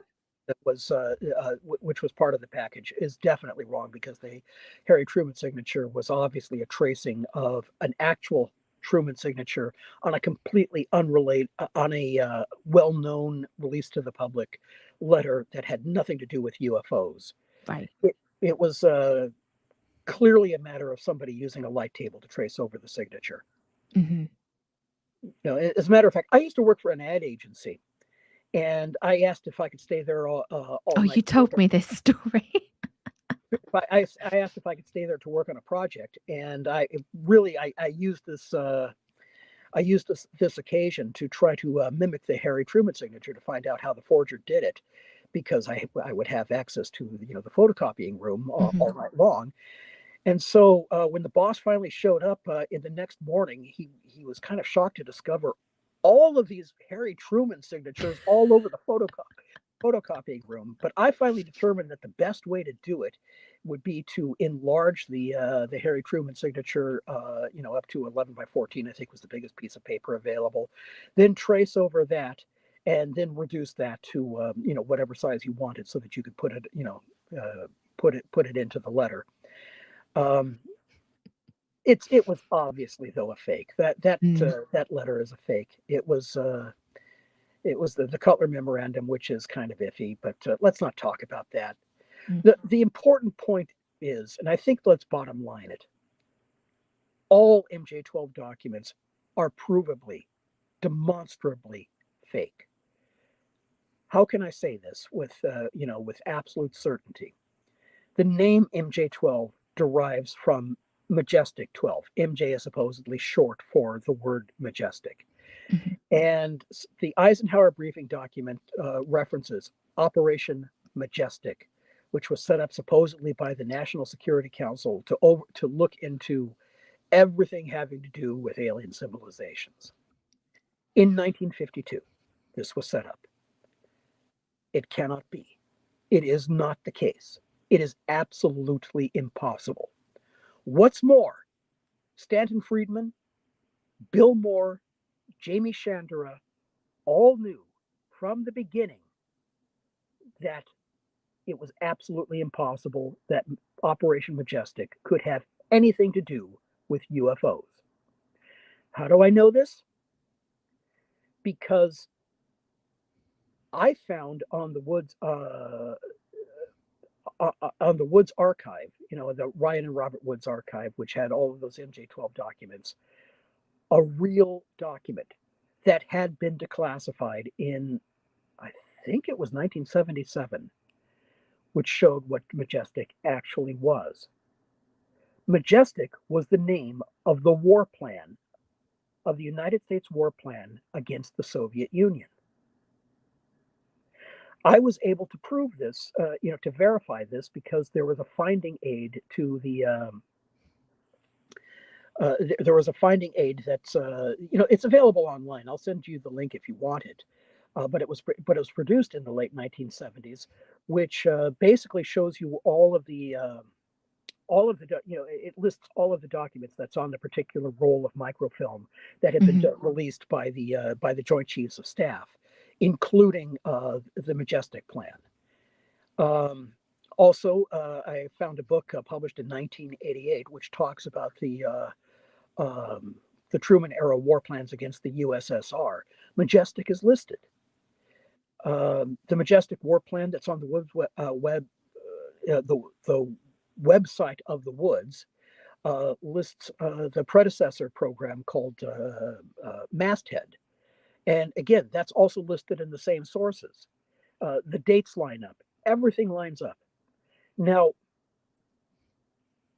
I know that there's probably going to be somebody out there who says, well, what if they gave both projects the same name?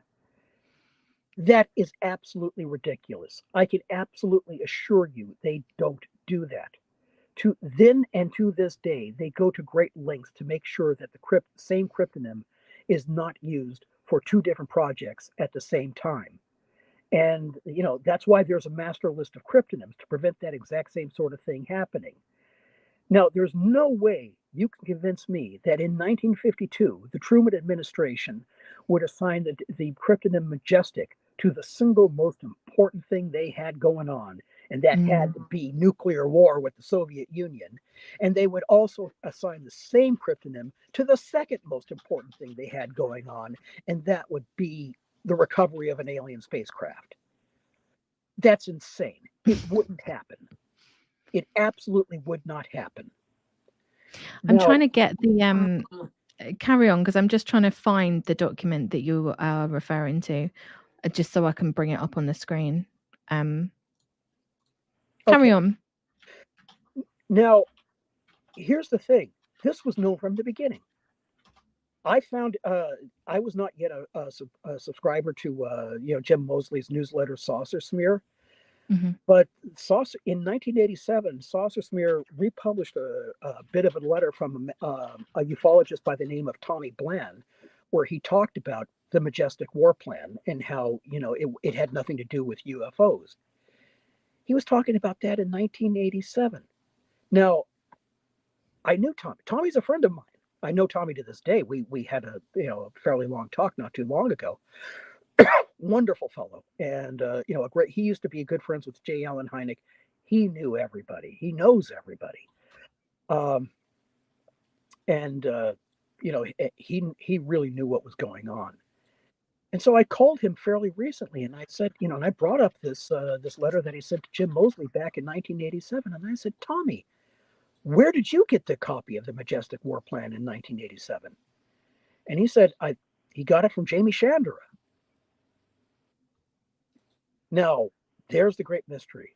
Why did Jamie Chandra run off a copy of this thing and send it to Tommy Bland? Okay, there it is. This document absolutely disproves that Majestic had anything to do with flying saucers. Jamie Chandra knew that. He had the proof. The same proof that you're looking at right now, he had the proof. Bill Moore had the proof. Stanton Friedman had this exact same document. I know because I found a letter that Stanton Friedman wrote in 1992 where he briefly makes reference to this document. He never mentions it in his book. The reason why none of these people mention this war plan in their book, because they know that it's going to be awfully damn hard to explain away. that they are going to have to try to make the case that for some reason Harry Truman would countenance giving the same code name to the number one most important project, secret project going on in his administration, and to the number two most important secret project going on in his administration. Stanford Friedman knew that he would have had to make that argument, and Friedman knew that people just would have laughed at him. And so he scurrilously, in my opinion, he just kept this under wraps. He refused to mention that he had this, except in one private letter that he sent, which I happened to find. Bill Moore never talked about this.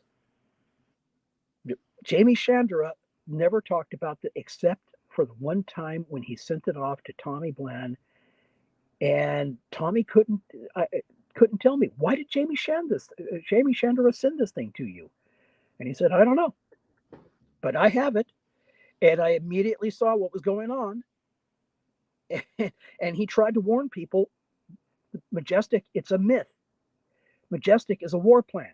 It had nothing to do, it was not a UFO study group. If there was a group calling itself Majestic 12, and I suspect that there was, these were people who were involved with making war plans against the Soviet Union. And now let's tie it all together. Who would have been read into the Majestic War Plan back in 1952? Harry Rositzky, the man later known as Falcon. He was the expert, the CIA's foremost expert on psychological warfare operations against the Soviet Union.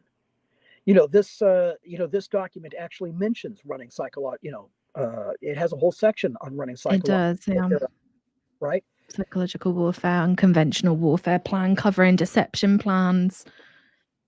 That might as well have Harry Rositzky's name on it. He was the guy in charge of all that at that time.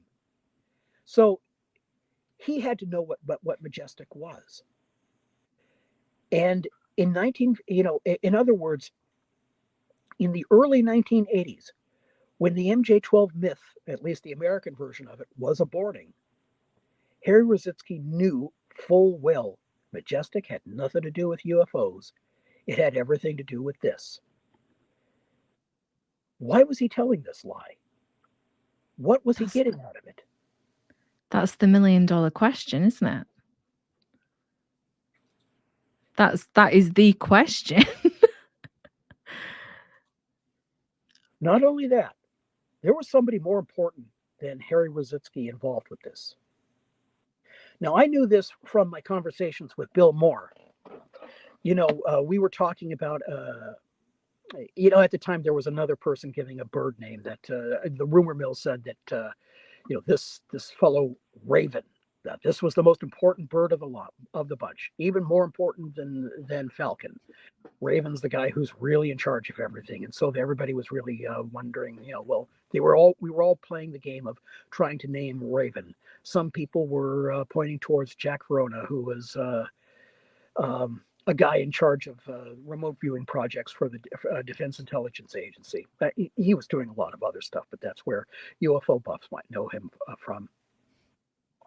Others were pointing towards Barry Hennessy, who was in charge of the Air Force Office of Special Investigations, PJ, which was a unit within Air Force Intelligence. And people were saying he was Raven. So I brought this up to Bill Moore. I was sitting to him face to face as I'm talking to you right now. And he firmly denied it was both of them. I kind of think he was telling the truth. And then he got very cryptic and he got very grave. And he said, there's somebody involved with this who's very high up and was very powerful, far above Falcon. And I said, what, Bill? I mean, is this somebody whose name I would know? And he said, yes, I think you would. Now, there's something about the gravity in the way that he was delivering that line, which led me to think that he was trying to give me a clue. Because he knew that at that time in my life, I was paying a lot of attention to Richard Helms for a number of reasons, not least of which I was, really trying to get through Thomas Powers's biography of Richard Helms, which was as soporific a book as you could ever write about a man who had lived such an interesting life. It's not an easy read. But also, if you're going to study the Kennedy assassin, well, really, if you're going to study anything having to do with CIA covert operations at that time, then you've got to know a lot about Richard Helms. Richard Helms was the DCI for Lyndon Johnson, and also for Richard Nixon until Richard Nixon fired him. One of the mysteries of the Nixon administration is, why did Nixon fire him? Some people think that one of the reasons why Helms had to go is because he had to get rid of Helms in order to get rid of James Angleton. And Angleton and Nixon, whatever else you might say about him, Nixon got rid of both James Angleton and J. Edgar Hoover, and those were the two guys who had blackmail files on everybody. So Helms went, Hoover went, Hoover actually died in office, and Angleton was, finally let go, although he lingered, for the longest time. And the truth is, you never really leave CIA. These guys still did a lot of spooky work in the years afterwards. Now, the reason why Richard Helms is of particular interest is because Harry Rositzky and Richard Helms were good friends. They were for the longest time. I mean, really, Rositzky and Helms were friends. Helms wasn't that close to Angleton. Nobody really knows why, Helms was always, running interference for Jim Angleton, but, Angleton was untouchable as long as Helms was in charge of the CIA. But there was a genuine friendship between Rositzky and Helms, to the extent that Helms could be friendly with anybody. And more than that, the book Exempt from Disclosure, which says that basically Richard Helms was in charge of that whole MJ-12 operation, was the guy in charge of, Robert Collins and Richard Doty. In other words, Richard Helms was Raven. That's the implication of that book. Now, of course, that book is highly suspect because it brings in a lot of nonsense about aliens and so forth. The uncredited co-author of that book was Tim Cooper. He, as you know, washed his hands of everything. He wanted nothing further to do with all of this alien nonsense. He said that the MJ-12 documents were completely phony, but he never denied the fact that Richard Helms was involved with all of this. Supposedly, there's that story going around that Richard Helms told Kit Green of the CIA, and he's very familiar to all the readers of Jacques Vallée's books. The guy who supposedly ran the weird desk at CIA. Always believe what Richard Doty tells you about UFOs. Well, I don't believe what Richard Doty says about UFOs. I don't believe that Richard Helms found that nonsense to be believable or credible. However, I kind of think that Richard Helms did say something like that to Kit Green. Richard Helms was involved in all of this. That's important because Richard Helms was a big, big deal. I mean, you don't get bigger than that.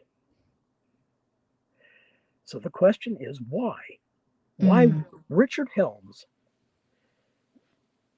Harry Rositzky, two important players, Miles Copeland, three important players in, all of them allegedly retired, but all of them, still working for the agency. Why would they be involved with spreading these stories about UFOs via Paul Benowitz, Bill Moore, Tim Good? Eventually, they tried to ring in Linda Moulton Howe in on this. Why were they doing this? Why were they creating this myth?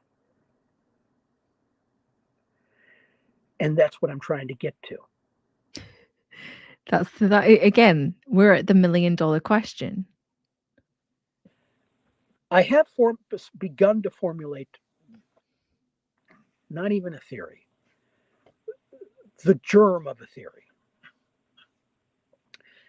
Before 1980, Richard Helms had been the ambassador to Iran during the Iranian Revolution. Now, one of the great mysteries of the Iranian Revolution is basically how that whole thing came about.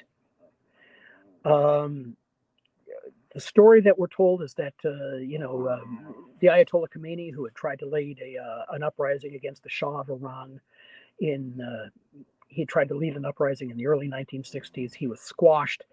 He was in exile, and then he started sending all of these tapes that were circulated throughout Iran, during the 1970s. And as the Shah of Iran's dictatorship became ever more brutal, these tapes started circulating, and eventually things reached a fever pitch.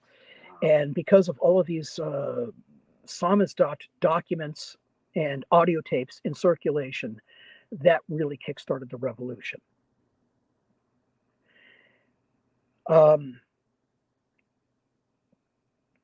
That might have told people in the CIA, that's a powerful tool, samizdat. That's a powerful tool. These appealing to emotions, to religion, to the irrational, and then making that appeal known to a wide audience by way of this underground distribution mechanism. And of course, samizdat got its start in the Soviet Union. This was the way of distributing anti-Soviet literature, and it was surprisingly robust. So the CIA obviously would take an enormous interest in that. So basically what they're doing with the MJ12 documents was taking that technique of trying to change society through samizdat and applying it to the American public.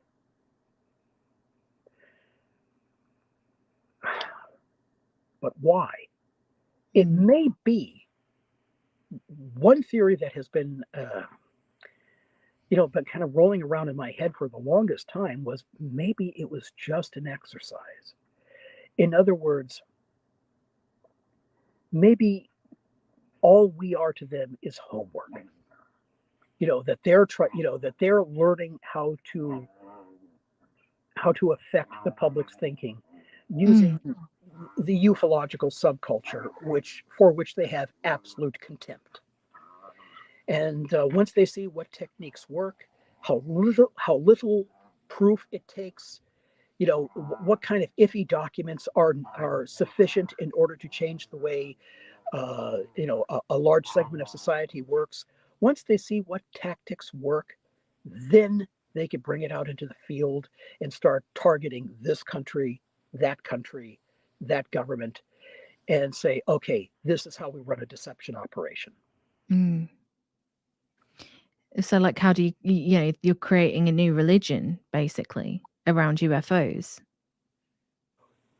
UFO buffs will never allow themselves to think the way people who have made the leap of faith, who they're not willing to sit on the fence as I am regarding the existence of alien beings. They, the ones who say no, definitely they're here. This is the most important, and the government knows it. This is the most important story of our time. They will never believe this. They will never believe that they could simply be used as test subjects. But I can tell you this. The entire intelligence community they run classes on deception operations. They literally run classes. And I've been looking at some of their books, their textbooks. Barton Whaley, he's the guy who's like the lead guy who used to write these books. They go into every aspect of deception. And so Barton Whaley's books could talk about one of the great military deception operations like Operation Mincemeat, and he'll go into that in some detail. And then he'll start talking about the deception that a stage magician might use. And then he'll talk about the kind of deception that a grifter, a con artist might use. It's all one to him. And he examines these deceptions in incredibly minute detail. I mean, thick thick textbooks, every aspect of deception. Why shouldn't they be running these numbers on us? I mean, after all, if you're going to have a class in deception, classes have homework. Maybe you and I Right. are the homework. Maybe It's, Bill Moore was homework. Maybe Paul Bennewitz was homework. it's kind of a terrifying thought, but it's not. It feels very, very plausible. Like not only plausible, but yeah, I can see it in action around me.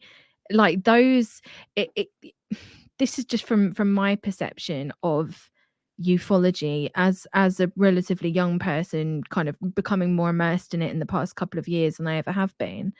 But like over time, when you get to the 1980s is where this real kind of, although there has always been this kind of like new agey kind of spiritual weird element that's kind of come in throughout the years, in the 1980s and into the 90s, that's where all of these things kind of converge, right? They all kind of come together. You've got this the kind of new age element, you've got this fascist element. It all kind of ties in with like the militia movement that was booming at the time. And then you've got this belief that the government is hiding UFOs, and there's a secret program that deals with UFOs, and people then start to actually believe that. And it's created like this powerful, like all of these things coming together at the same time.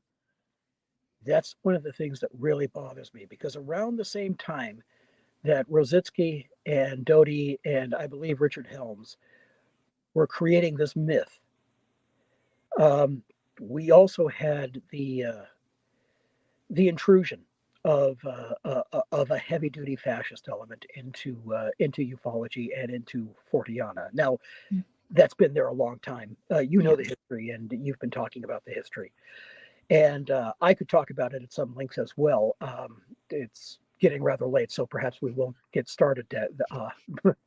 But I would like to, go into that at some length at another time, perhaps. But it's bothersome to me because the two went hand to hand, and boy, you had to be there in order to really understand what it felt like. Starting in 1990, the two went hand in hand.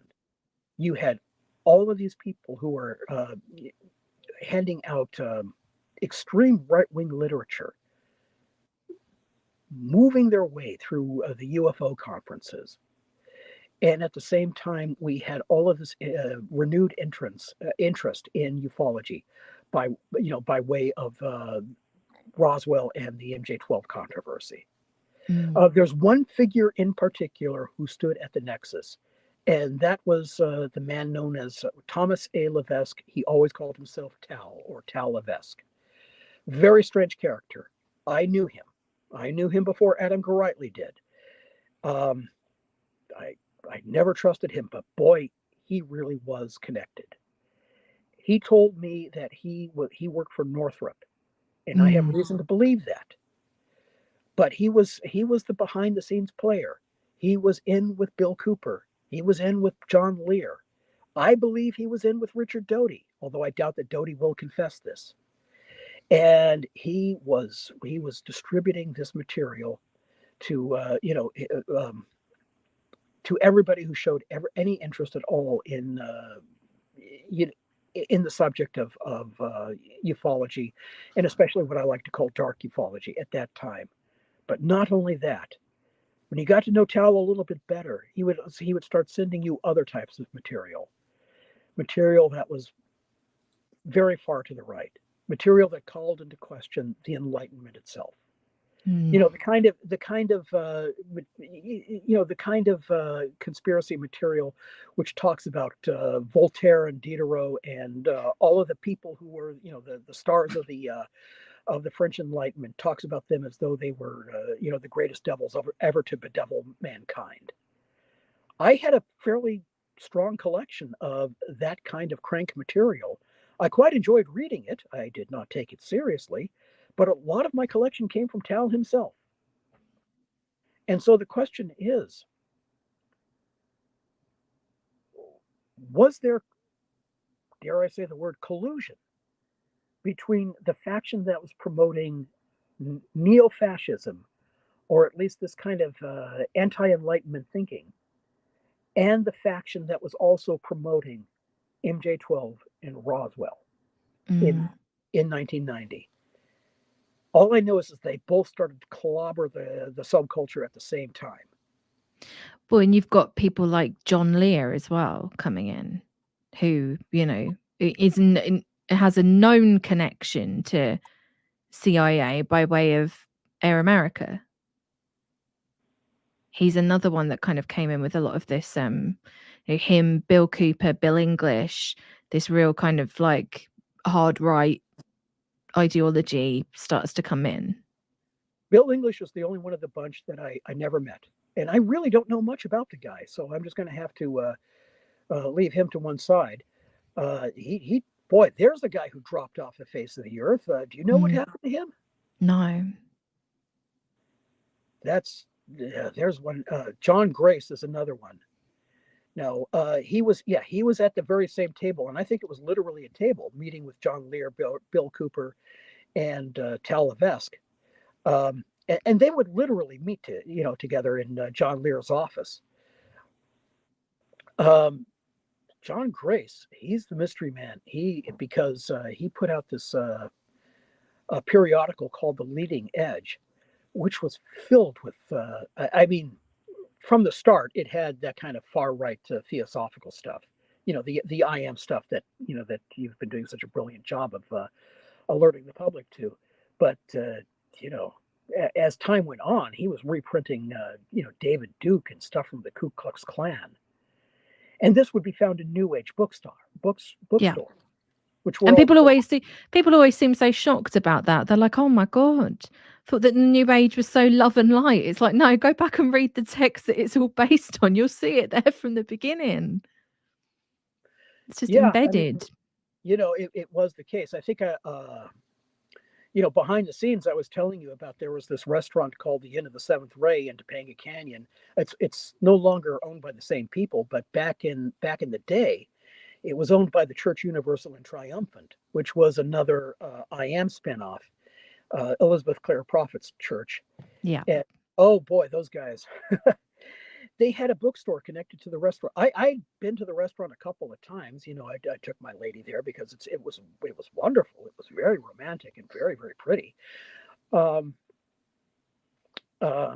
the bookstore connected to this place. Now, a lot of it was all, a lot of the titles up towards the front door were all love and light and, crystals and spiritual and channeling, spiritualism and channeling and all of those things. But as you got towards the back of the bookstore, that's where they kept, the stuff that was a little more questionable. Mm. And there has always been that. And The Leading Edge, John Grace's newspaper, was right up front. As far as that bookstore was concerned, The Leading Edge was the daily newspaper. They didn't carry the Los Angeles Times. They carried this. That was the news. You want to know what's going on in the world, here, and you find out what David Duke has to say. There was always that connection between the far, far right, the anti-Semitic right, and the New Age community. And it is now stronger than ever before. But believe me, I was there back in the 1980s. If you went to a New Age bookstore and if you started talking politics with the average person you met there, more than likely they were voting Dukakis. They were voting Democratic. But nowadays, we all know who they're voting for. That kind of person. Yeah, it's yeah, like the Church Universal and Triumphant. I saw a video because they've got quite a big, someone keeps uploading a lot of their archive on YouTube. And just the other day, I say the other day, it's maybe a couple of months ago now, but they uploaded Elizabeth Clare Prophet doing a ufology summit, and it was her, Stanton Friedman, Linda Moulton Howe, and I can't remember who else, at the Church Universal Triumphant talking about aliens, UFOs. Stanton with Elizabeth Clare Prophet? 99% sure Stanton Friedman was in it. If I'm wrong, I apologize. I'll have to find it because I hate it when I think that I might have gotten it wrong. Hang on. because I swear I saw it. It was I'm not going to be able to bloody find it now. Well, Stanton Friedman was quite the zealot. If I should preface everything I'm saying is like, I don't think that he had a malign motive. I mean, I don't think he was spooky. I don't think that he was a Nazi. God, no. I'm sure everything about him that I've been able to find out tells me that he was actually quite a nice guy, except when he was firmly committed to the idea that the United States government knew the truth about crashed UFOs. Mm. And I'm afraid that led him to become something of a fanatic on that subject. He is quite brilliant. I can't imagine that he would allow himself to be associated with somebody like Elizabeth Clare Prophet. I'm so certain that it was. I am trying to find it and I can't find it. Someone sent it to me. Where was it? I'm not going to be able to find it. I'll send it to you, but I definitely have it. I know for sure that Linda Moulton Howe was there, and I'm 99% sure that it was. Oh no, here we go. I found it. Yes, it is him. Yes, yep. I was right. If you give me 1 second, I won't be able to play it with the sound. But just so you can see, because the sound doesn't come through for some reason. But as you can see, that's him. There's Elizabeth Prophet. All of the Church Universal Triumphant members are watching, and it's Stanton Friedman having a nice little chat with Elizabeth Clare Prophet about government secrecy and the UFO connection, the anatomy of the cover-up. All right, look, I am not a believer in guilt by association. No. And no, absolutely not. So this doesn't mean that Stanton Friedman is a bad guy. I felt that he was unwise in this case. Let's just put it that way. Mm. And he was a very adamant believer in MJ12, even up to suing other ufologists who disagreed with him about MJ12. Oh, yeah, there was a lot of talk about lawsuits going on in those days, and especially between him and Phil Klass. God, they went at it. You could drive yourself crazy.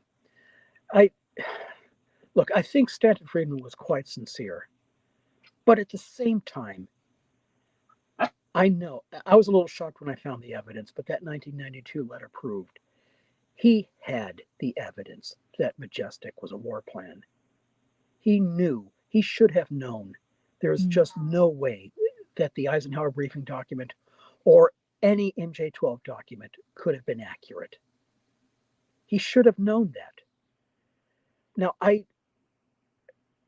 lots of people who are, allow themselves to be taken into places where they simply should not go. They're led astray by zealotry. And I think that's what happened to him. It's one thing to be convinced that UFOs are real, which used to be the name of his talk. I have no problem with anybody who believes that way. You catch me on the right day of the week, I might say, well, yeah, maybe. Okay. There's a time in my life I might even have said probably. UFOs are definitely real in the sense that people often see things that they can't explain in the sky. They're just doesn't necessarily mean that aliens are real, but that we're being visited by off-worlders who have somehow found a way to overshoot light speed. I find that a little harder to fathom, but still, I'm not offended by anybody who has made that leap of faith.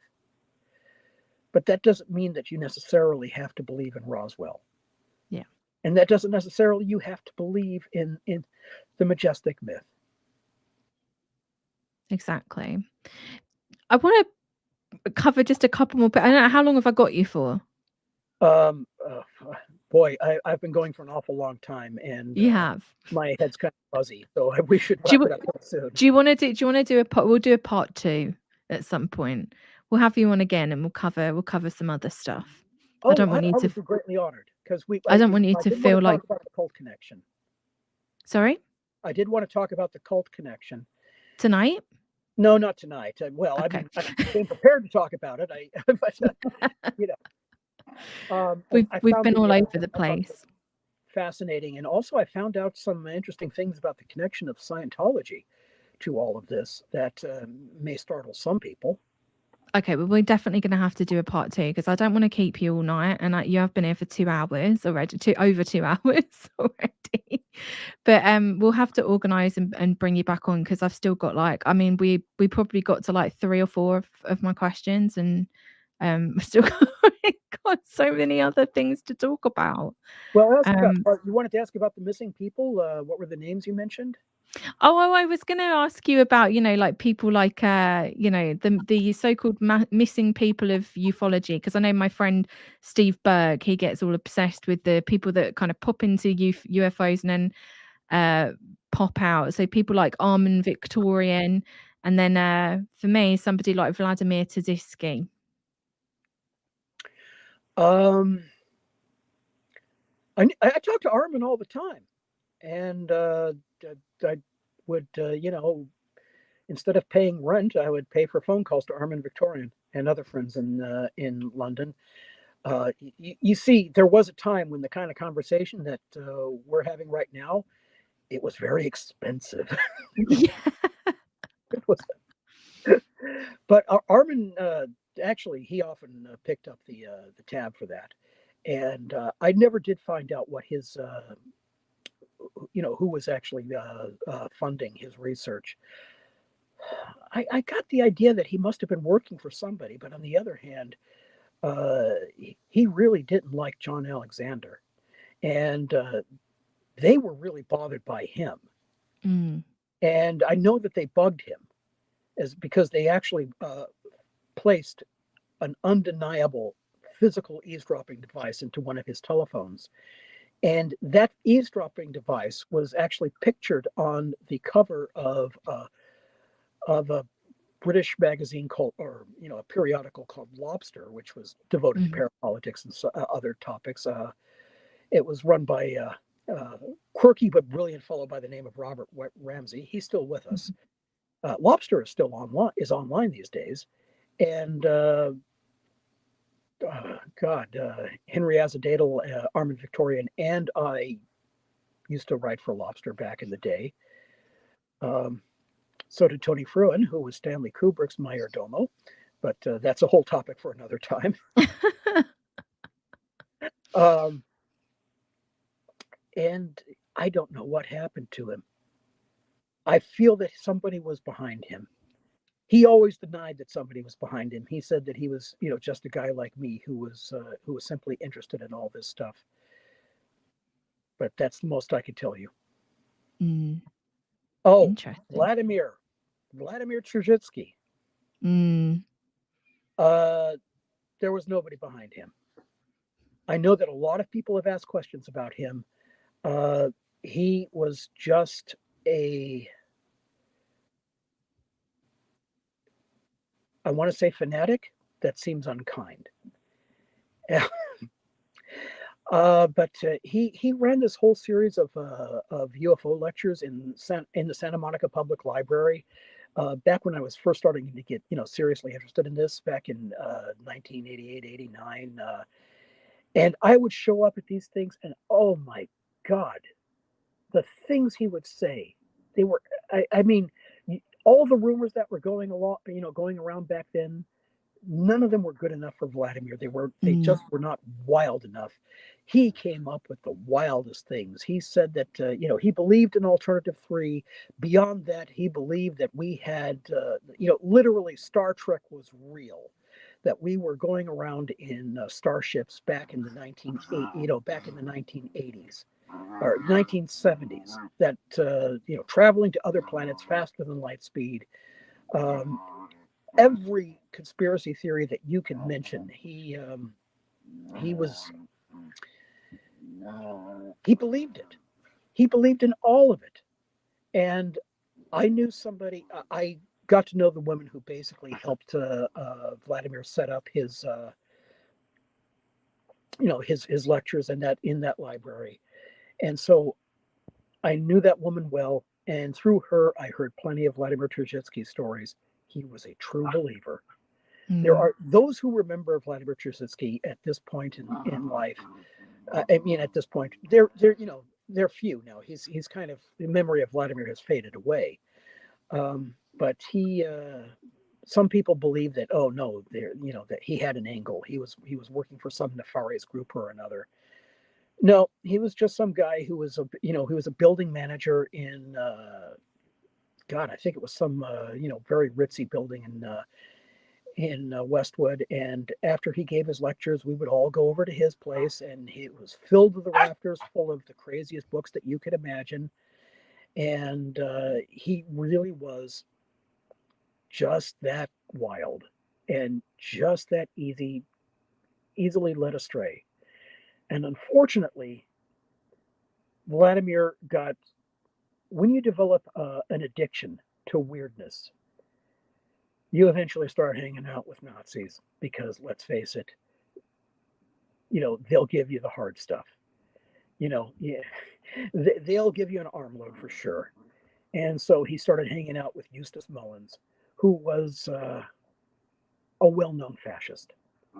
He was a leading member of something called the National Renaissance Party, which was the leading post-war Nazi group, starting like right after the war.